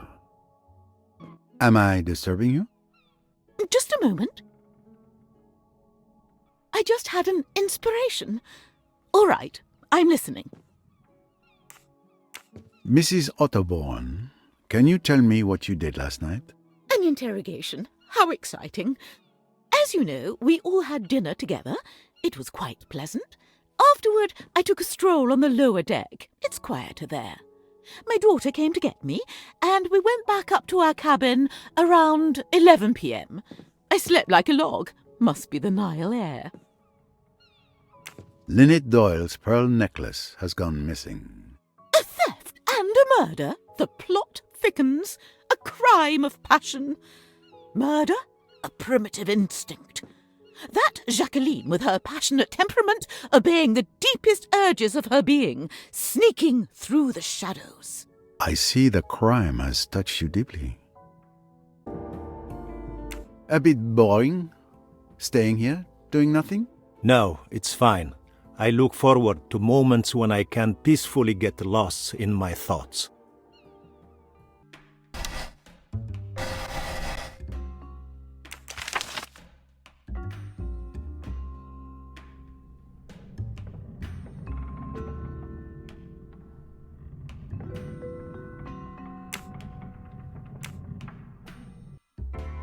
It looks like an estimate of the value of Mrs. Doyle's necklace. I'll be able to compare the necklace in this photo with the one Miss Bowers gave me. Alright. Alright, so I haven't been talking when I've been playing this part. I've just pretty much been doing the boring part. I don't know why they have this in the game, I guess. I don't know, but you have to search all the fucking rooms as Jane, and some of them don't really have anything like necessary for the case to move forward. So I don't understand why we have to search all the damn rooms. But this is a empty room, so never mind. I don't know why in all the rooms, like the sheets, the covering from the bed is all on the floor for some reason. I don't know what's up with these people, but yeah. So what I've found so far, because I'm gonna try to cut this part down because it's a lot of back and forth, a lot of searching, and then you have to talk to everybody on the ship as Perot is a very slow part, a very mundane part, but whatever. But anyways, so I can't view it, can I? Alright, so we just found this photo, and it's weird that someone would have this photo hidden, especially when it's literally just a photo of her torso. Like, her face is cropped out, her arms, the rest of her body is cropped out. Like, they kept saying to look for a photo of her necklace, so you would assume like it'll be like her posing with somebody where she's wearing the necklace, but no, it's a close-up of this necklace, which is just weird. Like, who will have, what's up with my audio?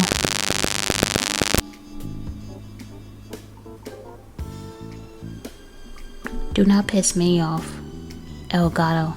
But yeah, who the hell will have a photo like this? this is very convenient for this game. I'm gonna get to what else we found in a minute, but let me deal with this little thing right here. Find the difference between the necklace in the photo and the one found. Oh yeah, we did find this hidden in the nurse's room, and she claimed that her patient, I forgot that crazy lady that crazy lady that she takes care of, she's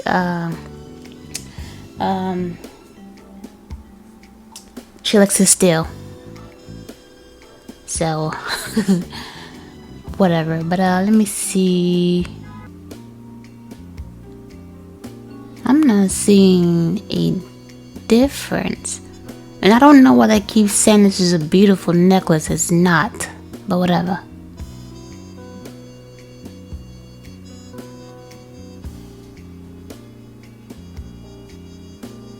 Oh, this. That's what I call a good answer. Poirot was right. There is indeed a difference between the two necklaces. The one Miss Bowers had is definitely a cheap imitation. We need to figure out who could have swapped this one with the real necklace. I was born to be a detective. Oh, but one thing that I wanted to mention that straight up pissed me off is after he got shot, he was laying in bed when Perot was in there, and when Perot was about to walk out, he stopped Perot. I forgot his name for some reason, but her husband, Lynette's husband, he stopped Perot and said that he wanted to talk to is it Jacqueline? Jackie, let's call her Jackie. Talk to her. He's been terrible to her, and he wants to set things straight. And then he wanted to say Lynette would have wanted it that way. First of all, if she would have wanted it that way, she would have did it when she was alive. Like, don't bring up the dead to help you feel better. Like, he does it. It's like, don't use the dead person's name in vain. That's just stupid. Second of all, now you want to set the record straight after your wife died? You could have did that when she was following y'all all throughout. Okay, this is about to piss me off. I'm about to stop recording, and I won't record for another 3 fucking days. Do not piss me off, Elgato. Jeez. But yeah, now you want to set the record straight after she shot you. After your wife is killed. Like, you could have did that before, when she was practically, she did threaten them. She threatened both of them, actually. So now you want to set the record straight after shit pop off, and now you're a widow. And that brings me to my, because I forgot last time I was recording. By the way, today is a new day. Today is August 22nd. I was gonna mention the scenario that I had mentioned like a previous episode. I don't remember, probably the first or the second one, but I said my hunch, my idea is that since him and Jackie were together at the beginning of the game, and Lynette was with a guy that had gotten his ring stolen because Lynette's best friend stole the ring, hid the ring. If you've seen the first part, you know what I'm talking about. But yeah, after that, like 6 months later, now Lynette and that boy are together, and now Jackie is mad. So my initial idea, my initial take on the whole thing was that Jackie and him are still in it together. That's why she's been following them. I'm assuming for like months, right, at this point. And she's been threatening them, but she hasn't really did anything in this all this time that she's been following them. But yeah, they're in it together. And now that he's married to Lynette. Now, suddenly, boom, she dies. Boom, they could get back together and run off with whatever money Lynette has. Because I don't remember what Lynette did. But I'm assuming she definitely has money. Apparently, since we're looking for this fucking pearl necklace. This ugly pearl necklace. But yeah, I definitely think they're in cahoots. That was what I said with them two. I forgot his damn name. And Jackie. So yeah, they were never really mad at each other. They're just trying to get back at Lynette and trying to take her money. But we'll see. But we will see. But I'm pretty sure I'm right. They're definitely in on it somehow. But I would assume taking out Lynette was probably just trying to steal from her. Like once he got a hold of her estate and everything, then they would run off together and leave Lynette stranded or just broke somewhere. But I don't know if they intended to kill Lynette, but they're definitely together, or they're definitely gonna get back together by the end of this game. But what am I looking at? Given the fake, we need to find her. Oh my god. Now mind you, what really is pissing me off is right here. Cause I've been using hints because this game has been getting on my nerves, especially this part. It says the steward Tariq, who is on the gangway, will surely have a solution to help us retrieve water from the bottom of. Wait, what did I say? Retrieve something from the bottom of the water. What was thrown must still be near the spot where Rosalie was seen.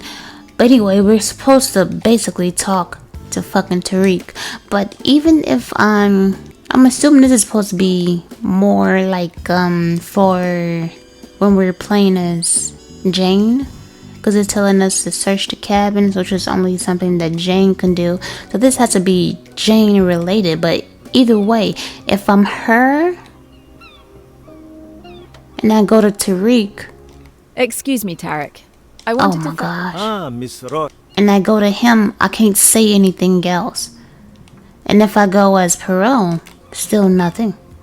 Like, so how am I supposed to talk to Tariq? He did find something, like like a fishing pole or rod or something, that he said it could help Jane retrieve something from the water. But he found what he needs to fish something out of the water, but they're not letting me activate that. So I'm not understanding what the fuck they want me to do. I understand it's a detective game, but at the same time, like, you see, I'm not making progress. Like, give me a better fucking hint. Even the hints they do give you are fucking ridiculous. It's fucking stupid. And that's why I be getting irritated playing this damn game. Even in the last fucking game, Murder on the Orient Express. I like detective games, but sometimes this game is just, they don't know what the fuck they doing sometimes. Like, jeez. Checked it. Who is this? This is the empty room I was in earlier. This is like a bathroom or something. But might as well fucking check it, because what else can I fucking do? You still look shaken by last night's events. Yes, I'm not used to this much stress. Are you handling the service all by yourself? With Tarek watching the gangway, unfortunately, I have little choice. Yes, I'm not used to this much stress. Who could be? And another thing, I think it was Jane. She had made a comment. Let's see, that's done. She had made a comment about because now we suspect that the gun was thrown, in the water. And we're suspecting that Rosalie, I believe, did it, because she was the only one that was seen throwing something overboard. But Jane has said something like, "Why would the killer throw away the gun?" Like, why do you think she would throw away the gun? Why would she keep it on her to further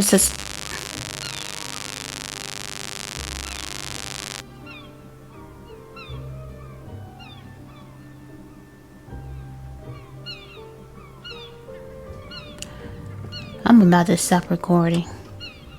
And I've only been recording for like 20 minutes. Shut up. Ooh. A state-of-the-art synthesizer. I wouldn't have believed that Mr. Hayashi was a musician. I'm not about to deal with this. Give me the fucking solution. Hurry up.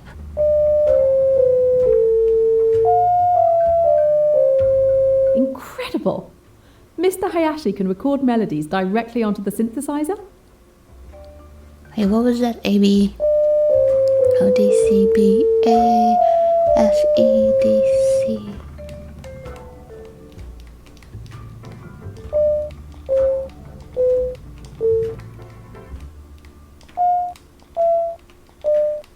That's fair. Now what? Sounds like the music in the game. I think, when was they playing? They was definitely playing this. It's not the menu music, is it? I feel like they definitely played this for like Jane's part. Or maybe it's the beginning of the I don't. They definitely played it before. Yeah, this is definitely from the club, the first episode when we met majority of these damn characters as Perot. Yep. This is just the game music. All right. All of these businessmen on this ship have secrets to hide.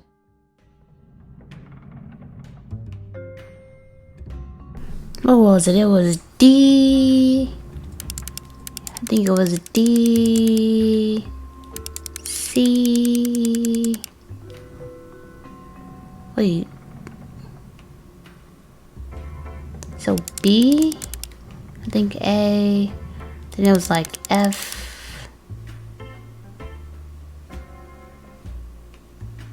F, E.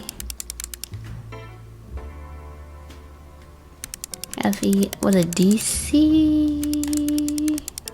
That was it. Yeah, haha. Why would he put the answer on there? Track 2. That's kind of stupid, but whatever. D to Sail. This D to Sail is made on October 9th, 1975, between Molly Crawford and Samuel Perkins, referred to as okay, wait, whatever. Alright. It looks like a property sales document. I'm no expert, but it seems straightforward enough.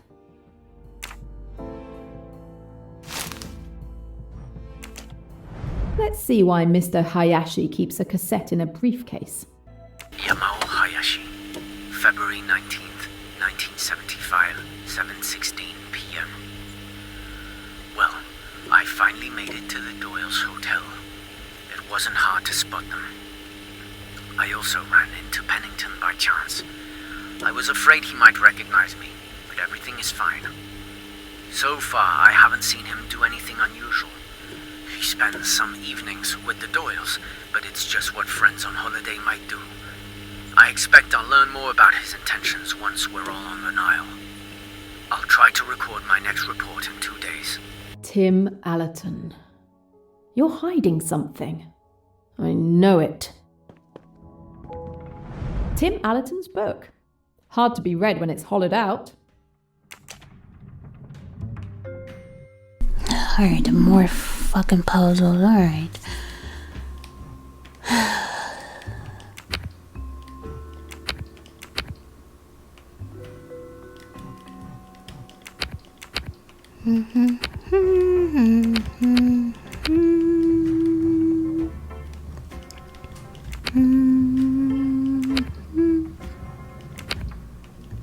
Okay, so hold on, go this way, this way, this way. I see, so this way, then there. Boom. There you go. Here is the package. Unfortunately, there was a small manufacturing error, but we have no choice but to act now. An enigmatic message signed by an enigmatic J in an equally enigmatic hollow book. I wonder if the enigmatic Mr. Poirot might have an idea of who this J could be. Ooh, I ain't gonna lie, this is nice. I love me a good vinyl record or player. Beautiful. A record player without a stylus. Strange. I'd have to ask Mr. Allerton. What? Whatever. This reminded me that we do have to find golden vinyl records in each mission. This will be it will have to be in his room, but I'm sure I'm gonna fucking miss it somehow. I haven't found one since the first chapter. Whatever. Now I gotta go up. I think go up a level and talk to this damn boy. Damn. This is Simon Doyle's stateroom. Oh, is that? Yeah, that's the husband, right? Simon. Forgot his name. Maybe there's something useful on these slides. At least his sheets aren't on the floor. That is one well-protected safe. Fuck am I looking at? Wait, hold up. Back it out. Back it out. So I'm assuming these dots have to align somehow, right? For instance, I see this. Is that a white dot at the bottom? And then there's a dot right there at the bottom that could line up. Hold up.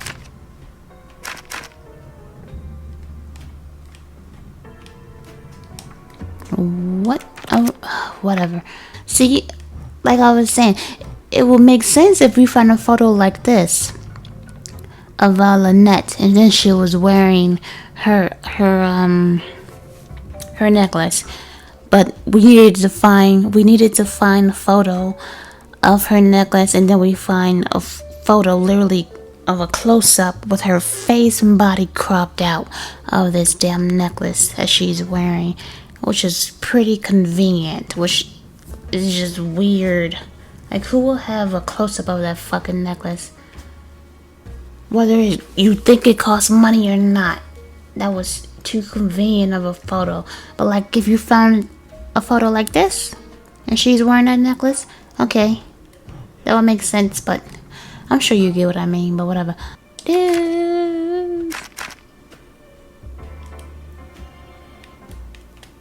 I'm about to start using fucking hints. This is starting to get on my nerves.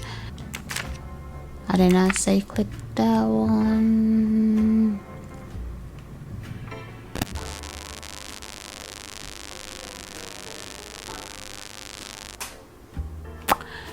Yeah, I'm done recording. This is Miss Van Schuler's stateroom. Wow, that's a nice jewellery box. I can be sure it's locked. But let's see if it's really well secured. A medallion. Why hide it here? It wasn't hiding. It was in plain view. But whatever.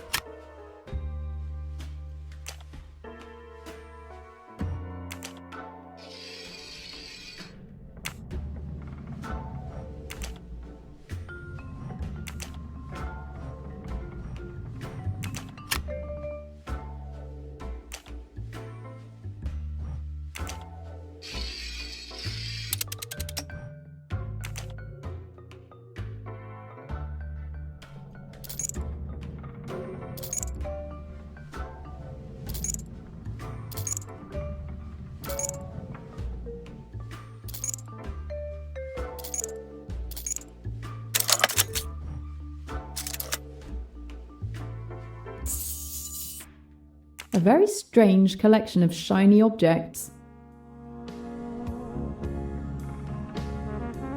All that for this.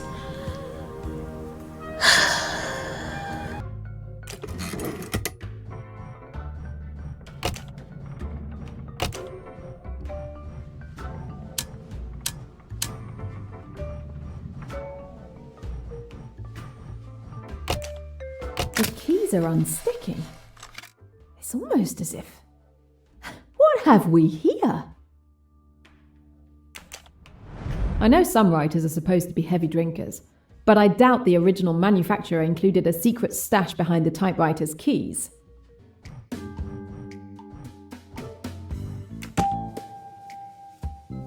Excellent deduction. Mr. Poirot told me that Joanna Southwood, the jewel thief from Chez Ma Tante, is Tim Allerton's cousin. It's a reasonable bet that this J refers to Joanna. That one's for you, Emmy. Excuse me, Captain, are you busy? Yes, you would think it's strange, but despite everything, I'm writing the next scenario for my Pyramids and Sphinx campaign. I mustn't let my players down.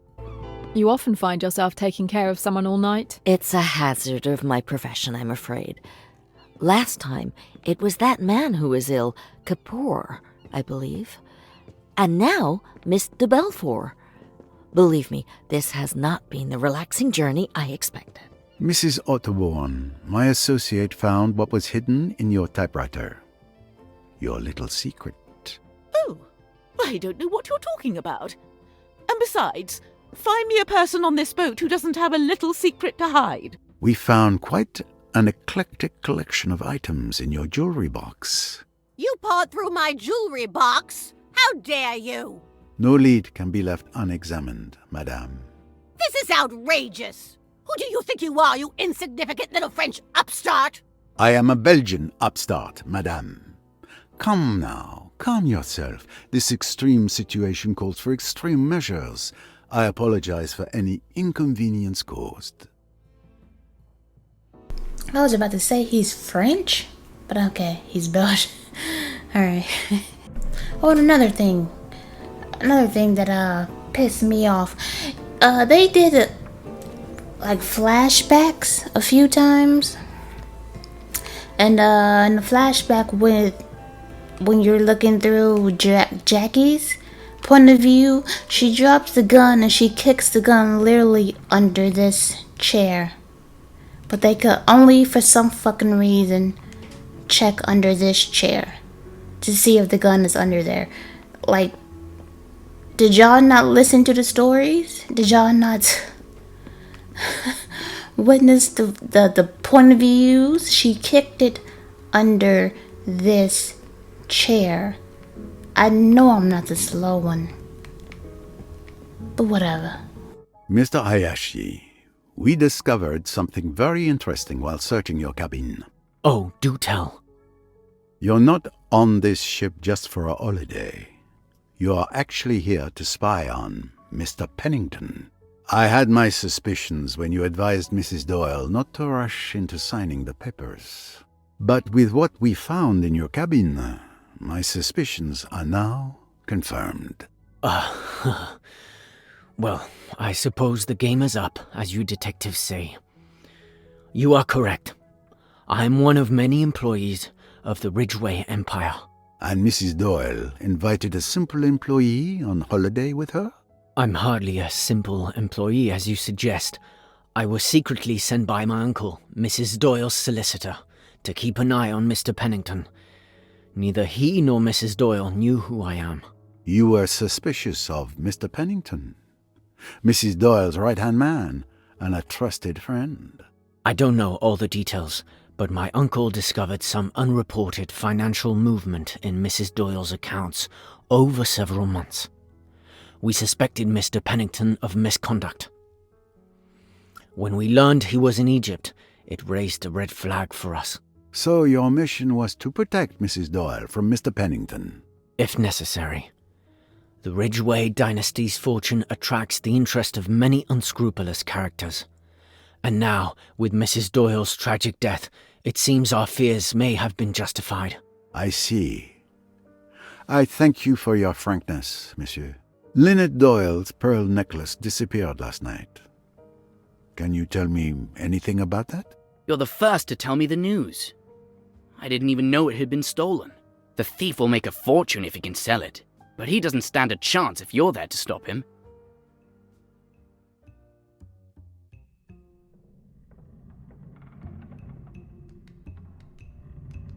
Oh, really?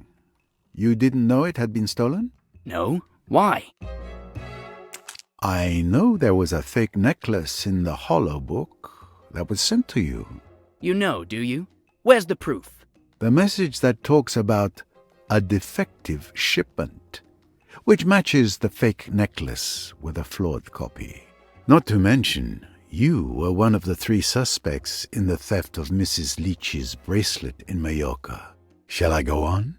Where is the real necklace if you think I'm the thief? Enough lies. Give me the missing piece of your record player. Tell me where you've hidden it, or I will advise Miss Royce to destroy your record player to open it. All right, no need to destroy everything. Here it is. But I fail to see how this helps you. We had missed this during the search. Thank you, young man. There is no need for you to understand. We found a message signed J in a hollow book. We also found a J traced in blood on Lynette Doyle's wall. A coincidence, perhaps? If you think I killed Lynette, you're nuts. But, well, okay. The J in the message is for Joanna Southwood. Joanna is my cousin. You know her, right? She told me you met her at Chez Ma Tante, the night that fool's wedding proposal backfired. Yes, she was the engagement ring's thief. Who saved Lynette from a disastrous marriage.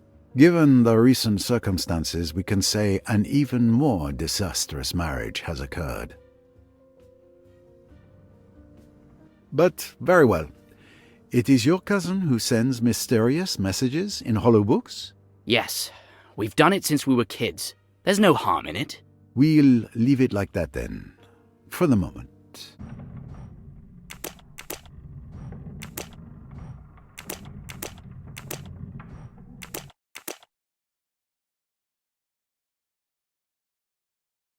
Bingo! There it is at last. The pearl necklace. So Tim Allerton is the thief. But is he also the murderer? Alright, so I had to look up what I was missing for this puzzle. And apparently, right here, hold up, right here. Alright, so okay, so we go back. So the note, wrong thing, go back.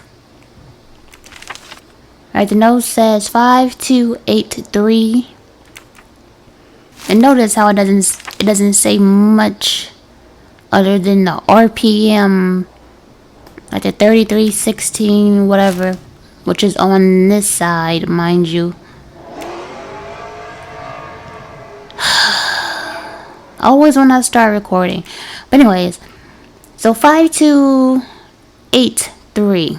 So we were supposed to figure out that not so helpful note was referring to this. So 5283. But then right here you have to press the heart and the cross, like in like a sequence.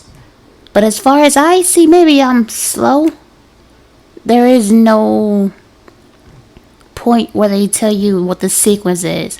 So I don't understand how we were supposed to know to press this 2 times, this once, then this 3 times, and this 2 times. Like I don't know what to tell you.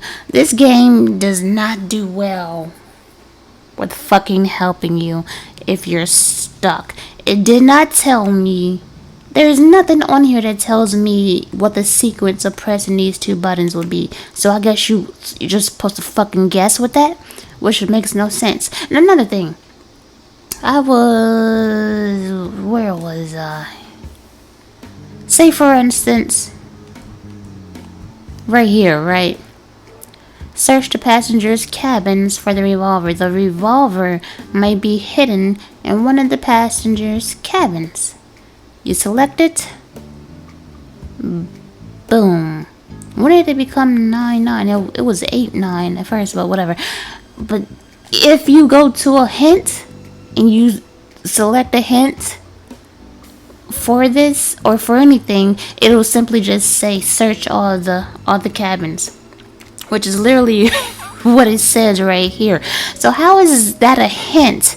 If I needed more information and I asked for a hint, they barely give you. They don't give you a hint basically in this game, which is kind of stupid. So if you're not gonna bother helping me and giving me an actual useful hint instead of just repeating what it's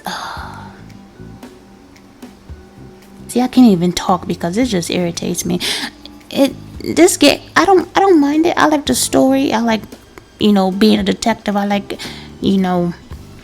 getting down to the clues and whatnot and putting everything together. But at the same time, this game, I feel like it doesn't do a great job overall. It's like they just put fucking clues together, and if you figure it out, you fucking figure it out type of thing.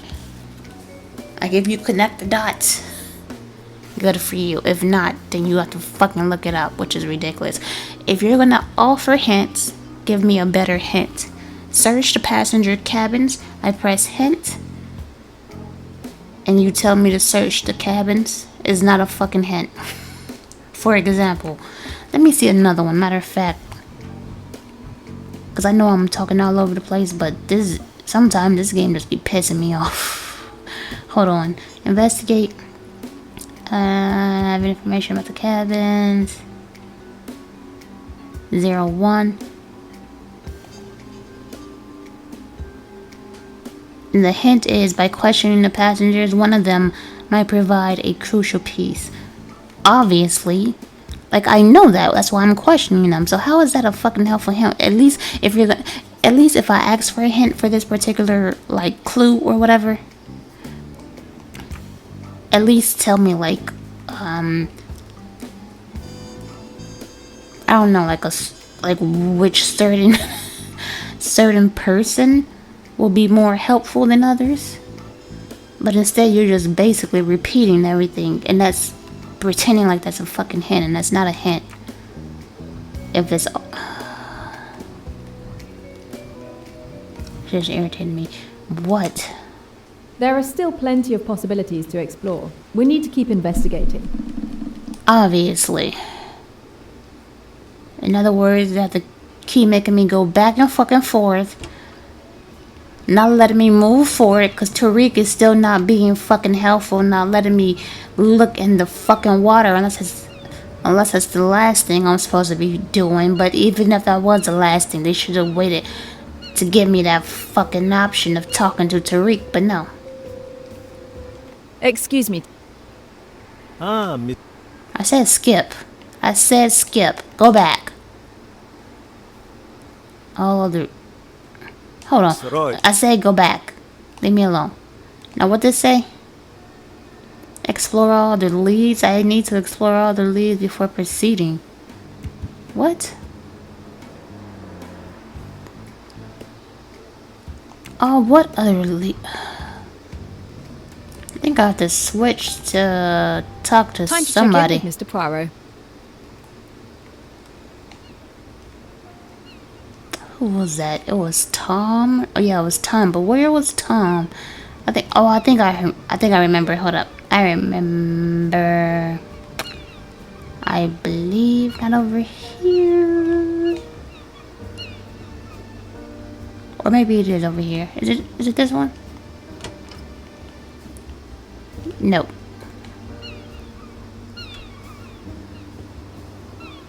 Or maybe it was downstairs. Fuck.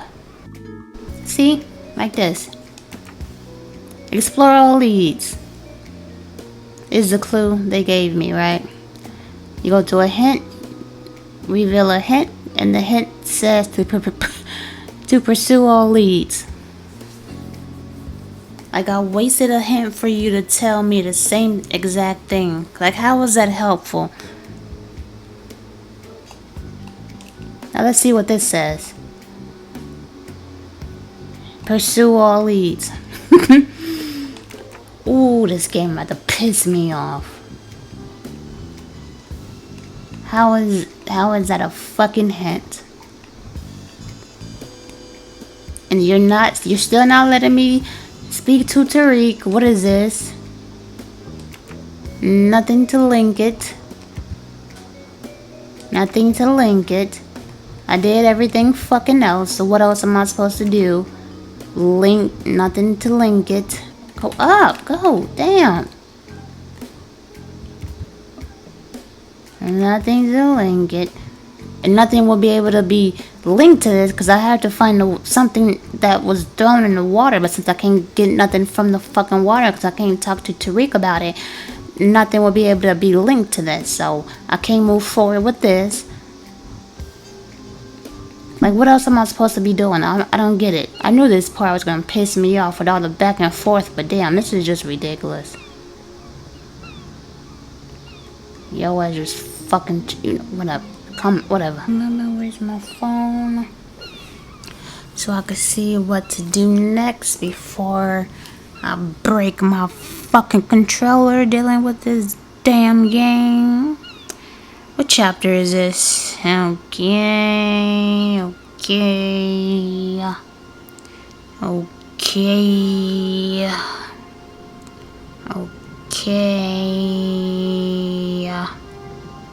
Doop doop doop doop doop.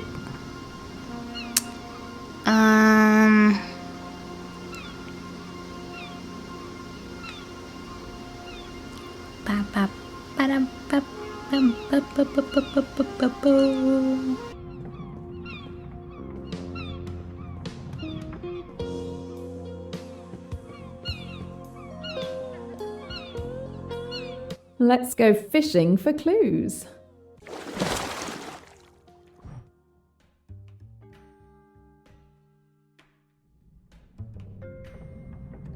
Alright, so I looked it up. So yeah.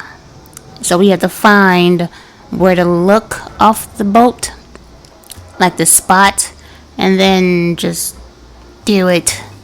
But so I found the spot. And here we are.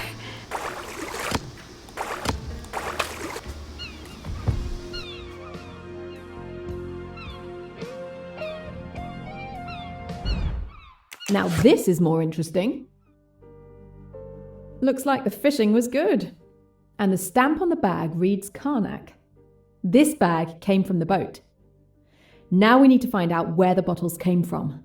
There was a spot in her room where bottles were able to be, but we never found the bottles. So here, I guess these are the bottles, because they are different, shaped differently. But she tossed these bottles in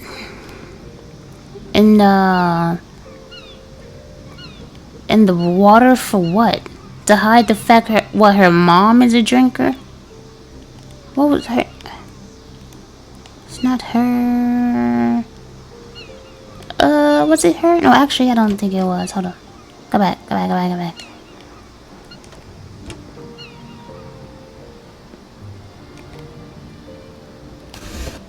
So now what the fuck I say do? Go down. These traces seem to match the bottles fished out.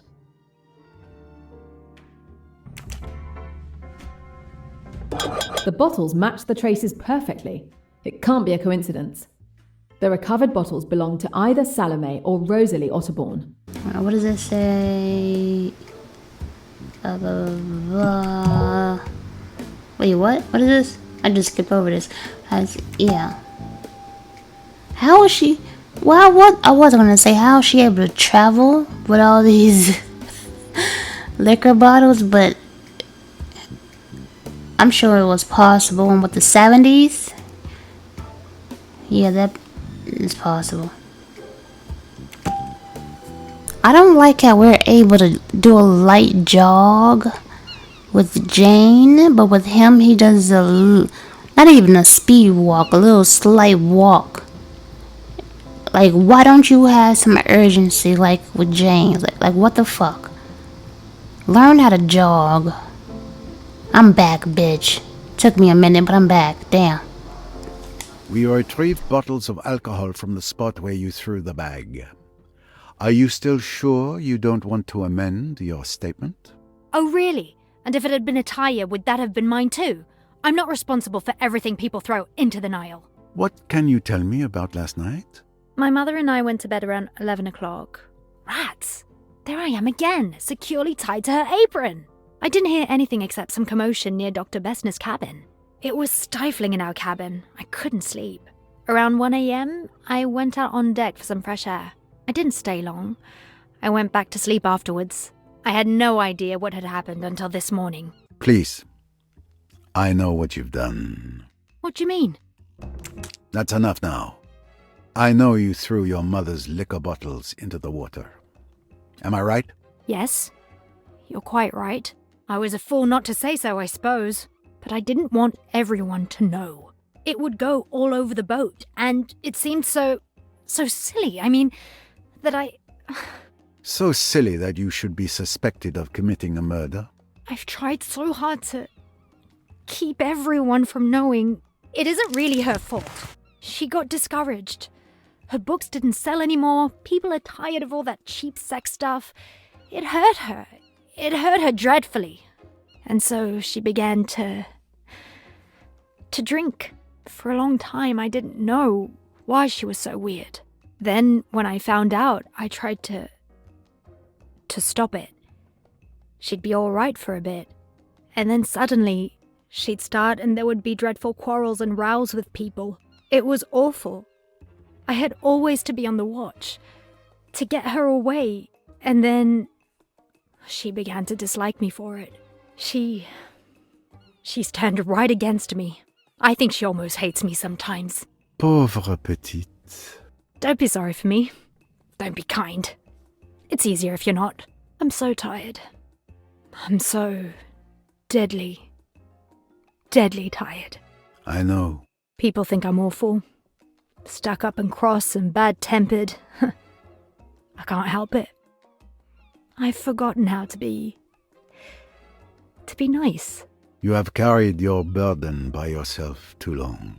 It's a relief to talk about it. You've always been kind to me, Mr. Poirot. I'm afraid I've been rude to you often. Are you going to tell everyone? No, it is not necessary. Just tell me what I want to know. Now tell me, mademoiselle. Miss Van Schuler saw you.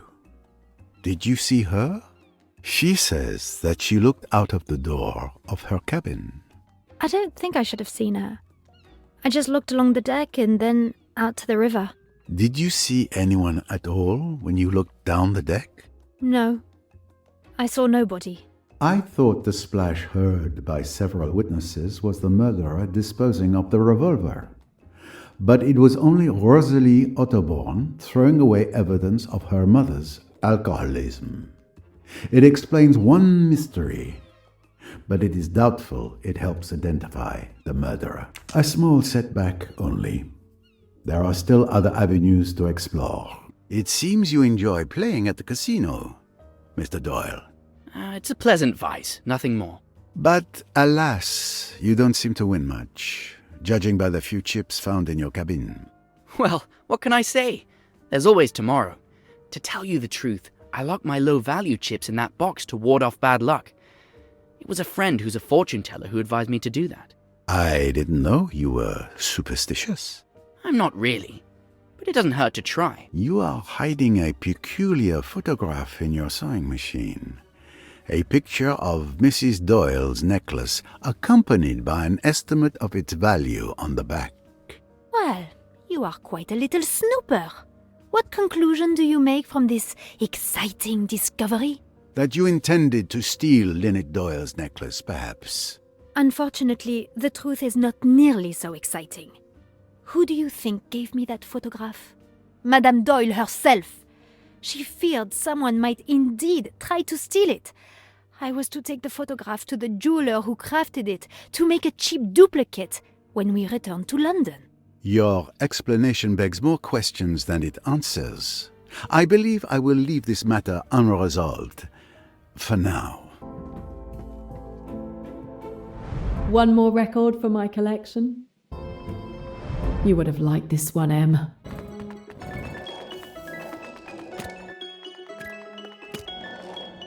So, I guess this is what happens when you take long breaks, long hiatuses between when you're playing a game. So, from what I remember, I thought we had an option to keep him on board or to give him up or surrender him to the local police. So I thought I gave him up to the police because I remember him walking off in handcuffs with the police. But I guess I don't know. I guess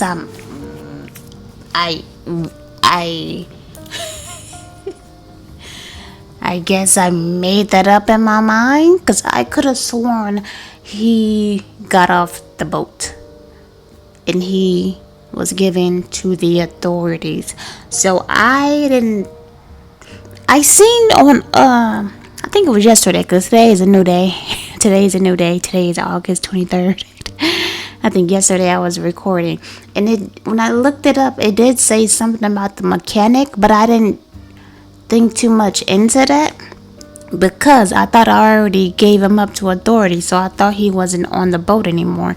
But apparently he's still on the boat. Apparently he's tied up down here. I found him, and yeah, he's the missing piece. I had to interrogate him, who should have been off the damn boat. I could have sworn I remember giving him up to authorities.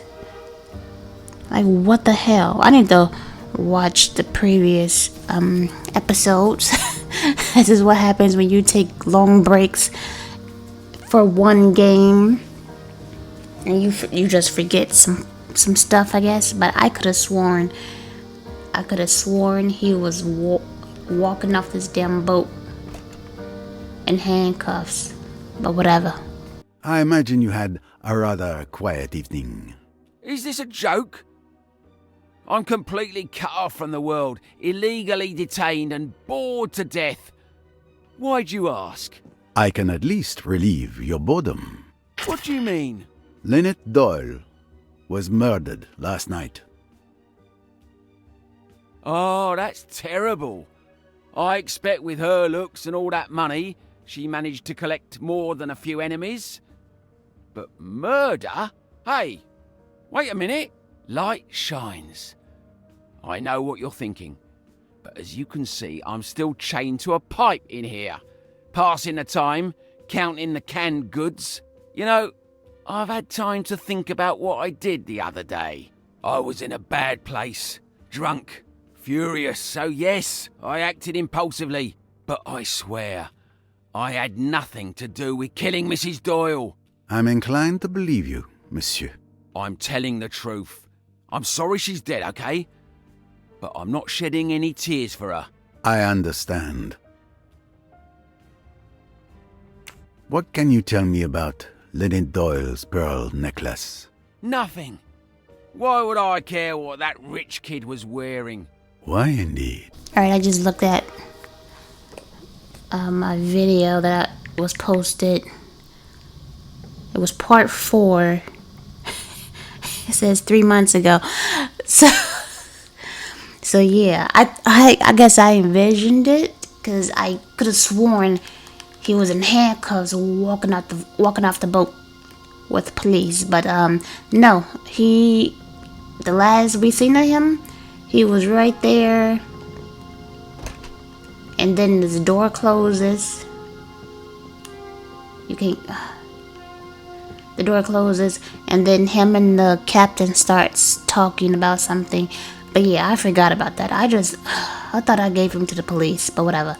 Alright, that was my bad, but still, have to figure out. Okay, finally, damn. So he was the missing piece. The damn criminal that tried to kill her the first time was the problem. Man, I could have sworn I gave him up. You probably hear those, cicadas outside. Yeah. Can't do nothing about that. But let me see, what is this? Which crew members are suspects? Now that I know what the crew members were doing at night, I can compile. Why was talking to him even the last piece? Like, whether I forgot about him or not, he was still tied up down here like he said. And there's no way for him to cut himself loose, kill somebody, and then tie his arms behind his back and get wrapped around that pole again. That isn't. Why was that the missing piece? He clearly didn't do it. Like, what the fuck?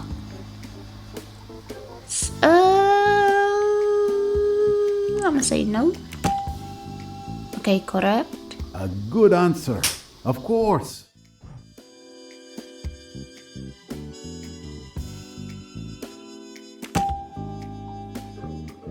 Well done, that's correct.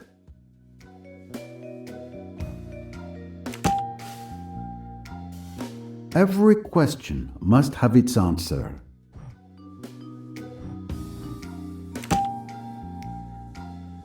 Perfect.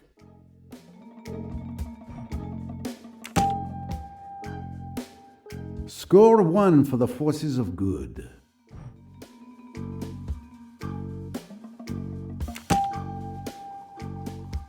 Now that is a good answer.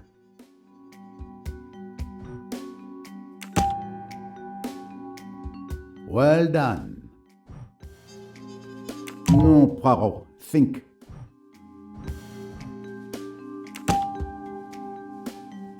That's logical.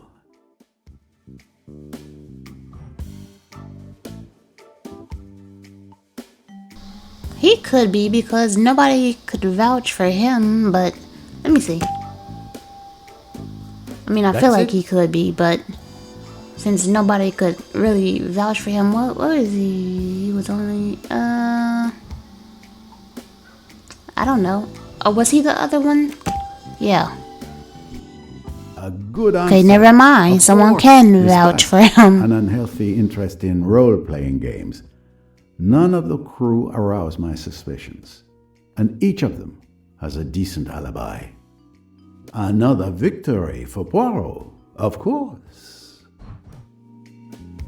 A victory that could have been had without interrogating a tied-up suspect in the basement that we all forgot about.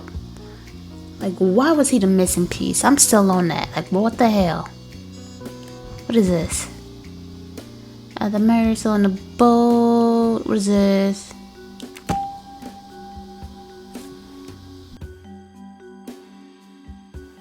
Score 1 for the forces of good.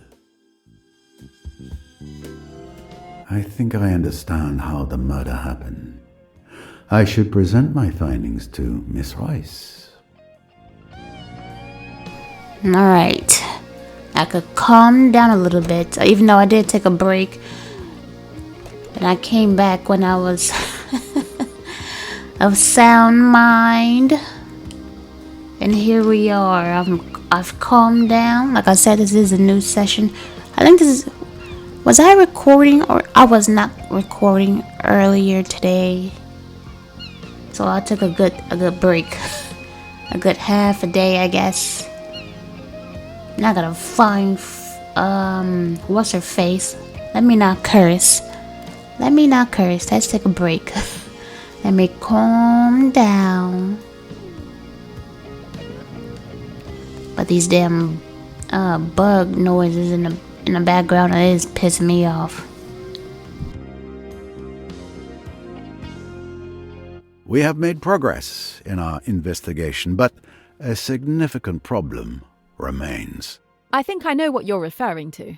Let's recap. I've discovered that the murderer intentionally drugged me at dinner, sometime before Lynette's murder. We can already draw a first conclusion from this.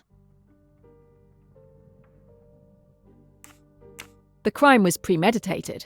It couldn't have been improvised. Exactly. The revolver that was used to kill Lynette Doyle is a key piece of evidence. Agreed.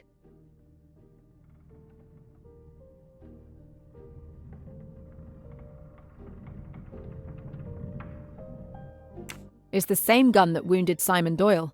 Indeed.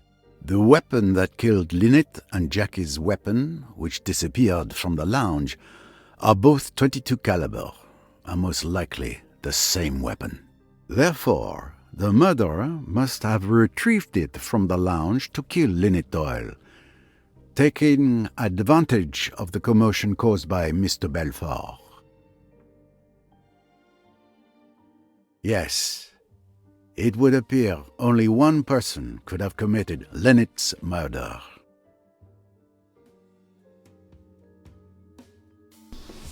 Alright, thank you for I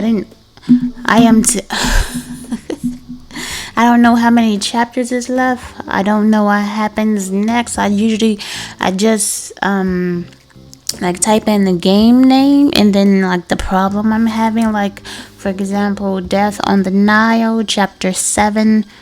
The last thing I typed was chapter 7 stuck on and then a forum popped up. Pretty much the same problem. They were stuck on something. Nothing's unlocking as far as the mind thing goes. And then someone mentioned a mechanic. I am tempted to see the ending right now before this game gives me another headache again in another chapter, but we started it, we're gonna finish it. But let me Google how many chapters are in this damn game real quick. Hold up. Okay, that is not what I was expecting. It says 30 fucking chapters. Is this right? This can't be right. Chapters 1 through 4. Yeah, it says over 30 chapters. Alright, we're not even close to halfway with this damn game. Like, oh my goodness. Damn. Alright, this is gonna take a minute. And then I just remembered it's August 23rd. So we're almost close to Wolverine.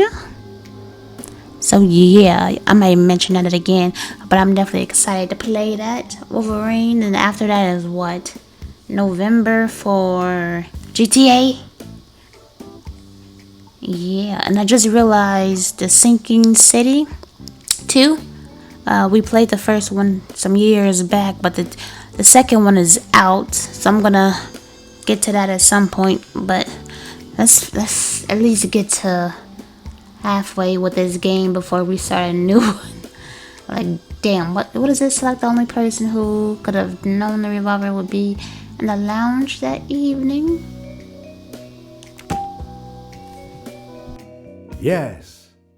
And it would seem that only Mr. Belfort could anticipate that the revolver would be there last night, available to kill Mrs. Doyle since she threw it down there, knowing that thanks to the excitement, a convenient weapon would end up by chance in the lounge, ready to be used again.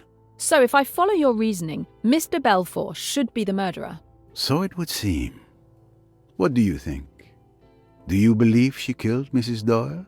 Well, first of all, she was not the only person that knows the gun was in there. There was other witnesses in the room. They even said that she dropped the gun, right, and then kicked it somewhere. So they knew the gun was there. What's his name? Simon. He got shot by it. He seen her drop it, kick it. What's her name? The hippie girl. She seen her drop it, I believe. Because she did run to the door and call that guy. And I'm not sure if Jacqueline already kicked the gun by the time she turned around and came back into the room. But still, there's other people. And every time they say Miss de Belfort, it sounds like they're saying Mr. Belfort, which is weird to me. But I'm going to say no. Because even someone said that they was with her all night. From the time she left this bar after she shot what's-his-face, and then till when we woke up and found her dead. You rushing me, Perot? You see his hands? Don't rush me. You could talk do your investigation, so can I, alright? You're not the only intelligent detective over here, buddy. Everything we've just said certainly accuses her. But there's a problem. That's exactly right. We have other evidence that exonerates Jackie. Yes, you're right. She simply was never alone all evening. Yes. If we trace the sequence of events. See, like I said, list the people who were with Jackie for each time slot. Shoots him, so yeah, him and her. Confirm. Yeah. That's it? Next, list the people who were Jackie for each. Okay, for this. What's his name? Hayashi, and then the hippie girl, what's her name? Cornelia? Okay. Next. Good. Next. Then him, because she left. There. Superbe.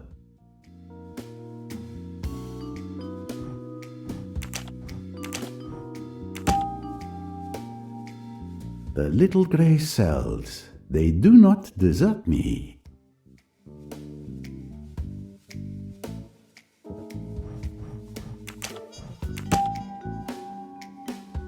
Superbe. Several testimonies overlap to confirm that Mr. Belfort was never alone from the moment she entered the lounge until this morning. Gun or no gun, there was no moment when she could have slipped away to kill Mrs. Doyle.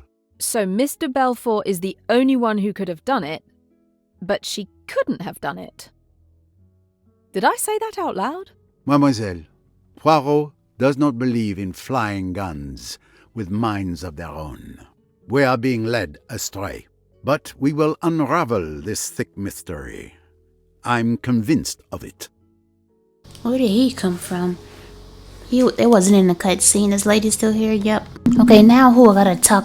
Oh, it's checked off. Okay, here we go. Okay, now we gotta do this. So I'ma skip to the ending for this. Y'all don't have to deal with this. I did some editing before this, so this video is gonna be long if you haven't noticed, because this will be towards the end of the video. Should be like 3-ish hours already. Certain pieces of the puzzle are now in place. It's clear that Rosalie must have seen Tim when he came in or out of Lynette's cabin with the necklace. I must confront them.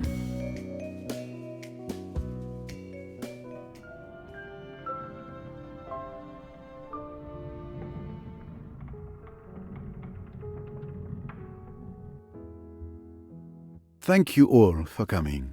Anything I can do? In a sense, perhaps, what I really require is for you to listen. Certainly. I'm the world's best listener. Can be relied on to say ooh at the right moments. That is very satisfactory. Ooh would be very expressive. Eh bien, let us begin. We found Lynette Doyle's real pearl necklace in your cabin. There's no doubt. You are the thief.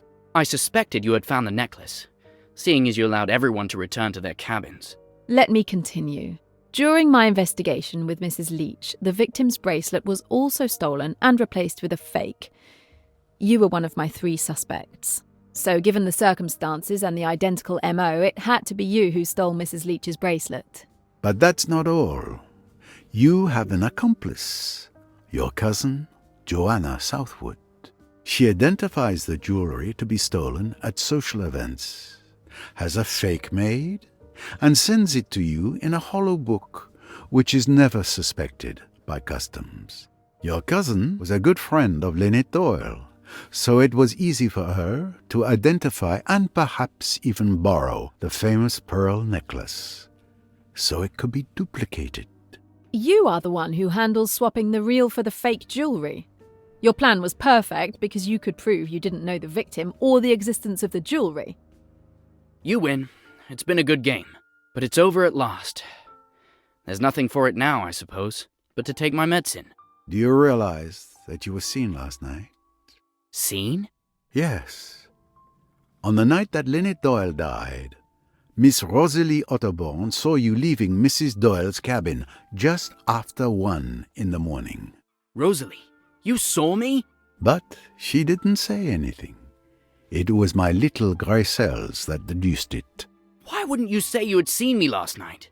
I thought they might suspect you. I couldn't believe that you'd kill anyone. No, I'm not the strong stuff murderers are made of. I'm only a miserable sneak thief. Don't say that. But why did you do it? You, who has everything. Oh, I don't know. Boredom, laziness, the fun of the thing. A much more exciting way of earning a living than just sitting at a miserable desk all day translating texts. Rosalie, would you... You know what I mean? Would you always despise me and throw it in my teeth? Well, there are things you could throw in my teeth, too. Rosalie, darling. That's very sweet. But there is a very good case against you, Mr. Allerton. I wanted you to realize that. It wasn't I who killed her, I swear! I've been in the most awful stew. To have chosen that night of all others... God, it's been awful. If there's something that could help your case, now's the time to say it. It might be insignificant, but when you asked if I heard anything, I lied. I did hear a splash. Yes, we already know. Rosalie was responsible for that noise at 1:10 a.m. No, it was much earlier. At 12:26 a.m. I was waiting in my cabin for the right moment to move, and I checked the time, and it was toward the bow, no doubt. What? But that changes everything. Not now. Sir, come quickly. There's been another death. The saloon. But no. It cannot be. Jane, come with me. You two stay here. I still have questions. What? Let this chapter end before y'all kill somebody else off. This game is already 30 damn chapters. Like, give me a break. Is this... What do you mean this... We couldn't go together? Y'all just fucking left me? Saloon. Okay, so what, down the floor? Hold up. Is it this one?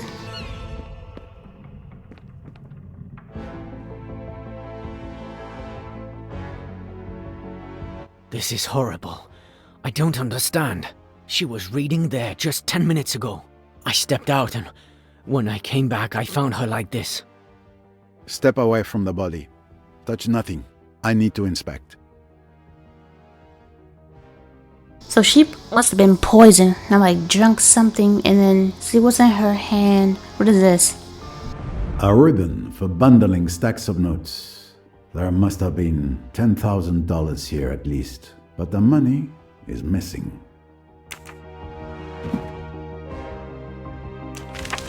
A torn piece of a $100 note in her hand.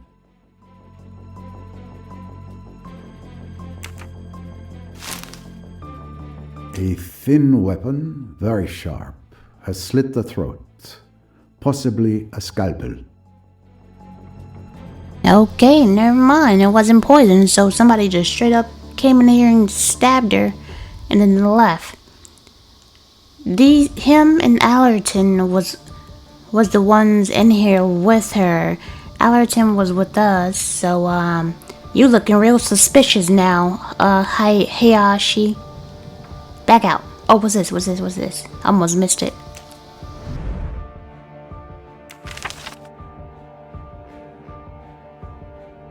A telegram used as a bookmark.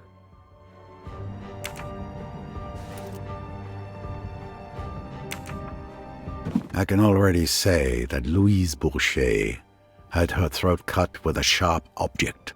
The $100 notes are nowhere to be seen. And this telegram with a coded message, potato, dress, cradle, 32. Beetroot. Potato. Dress. But I know this code. It's the same as the one I found in Mallorca and Cairo. Show it to me.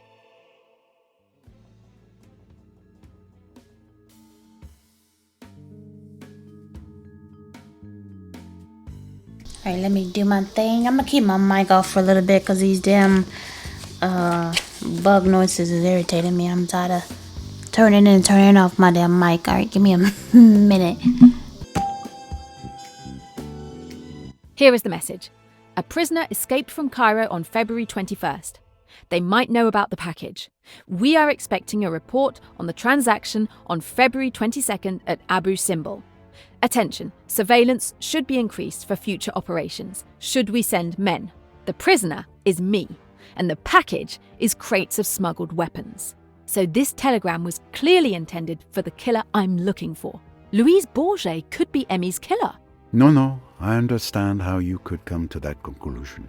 But this telegram was not intended for Louise Bourget. It was for someone else.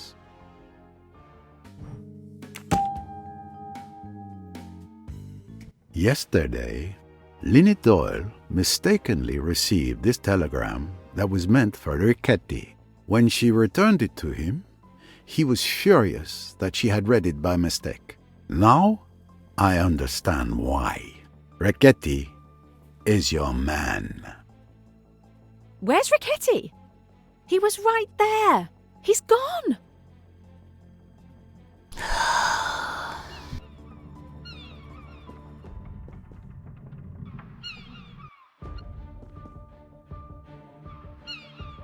I'm sorry, Mr. Poirot.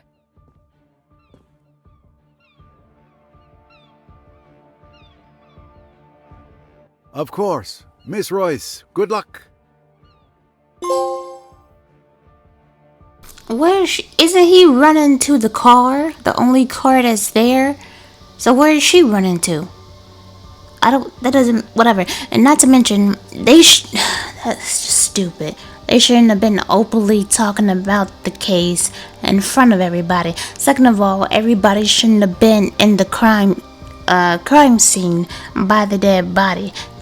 Third of all, they should not have, I'm pretty sure I just said this for the first part, but still, they should not have been talking private investigator to private investigator in front of these civilians. And y'all was able to see him. Y'all didn't see him back out the room and just start bolting. Ridiculous, whatever. But either way, I'm glad this damn chapter is over. Chapter 7 out of fucking 30. 449 minutes. 74 hints. That's how irritated I was. 14 mistakes. 7,271 steps. 3 out of 8. And 2 out of 3. Alright, I'm gonna see y'all in the next part. Oh my goodness, this video is long enough. Ridiculous. Ridiculous.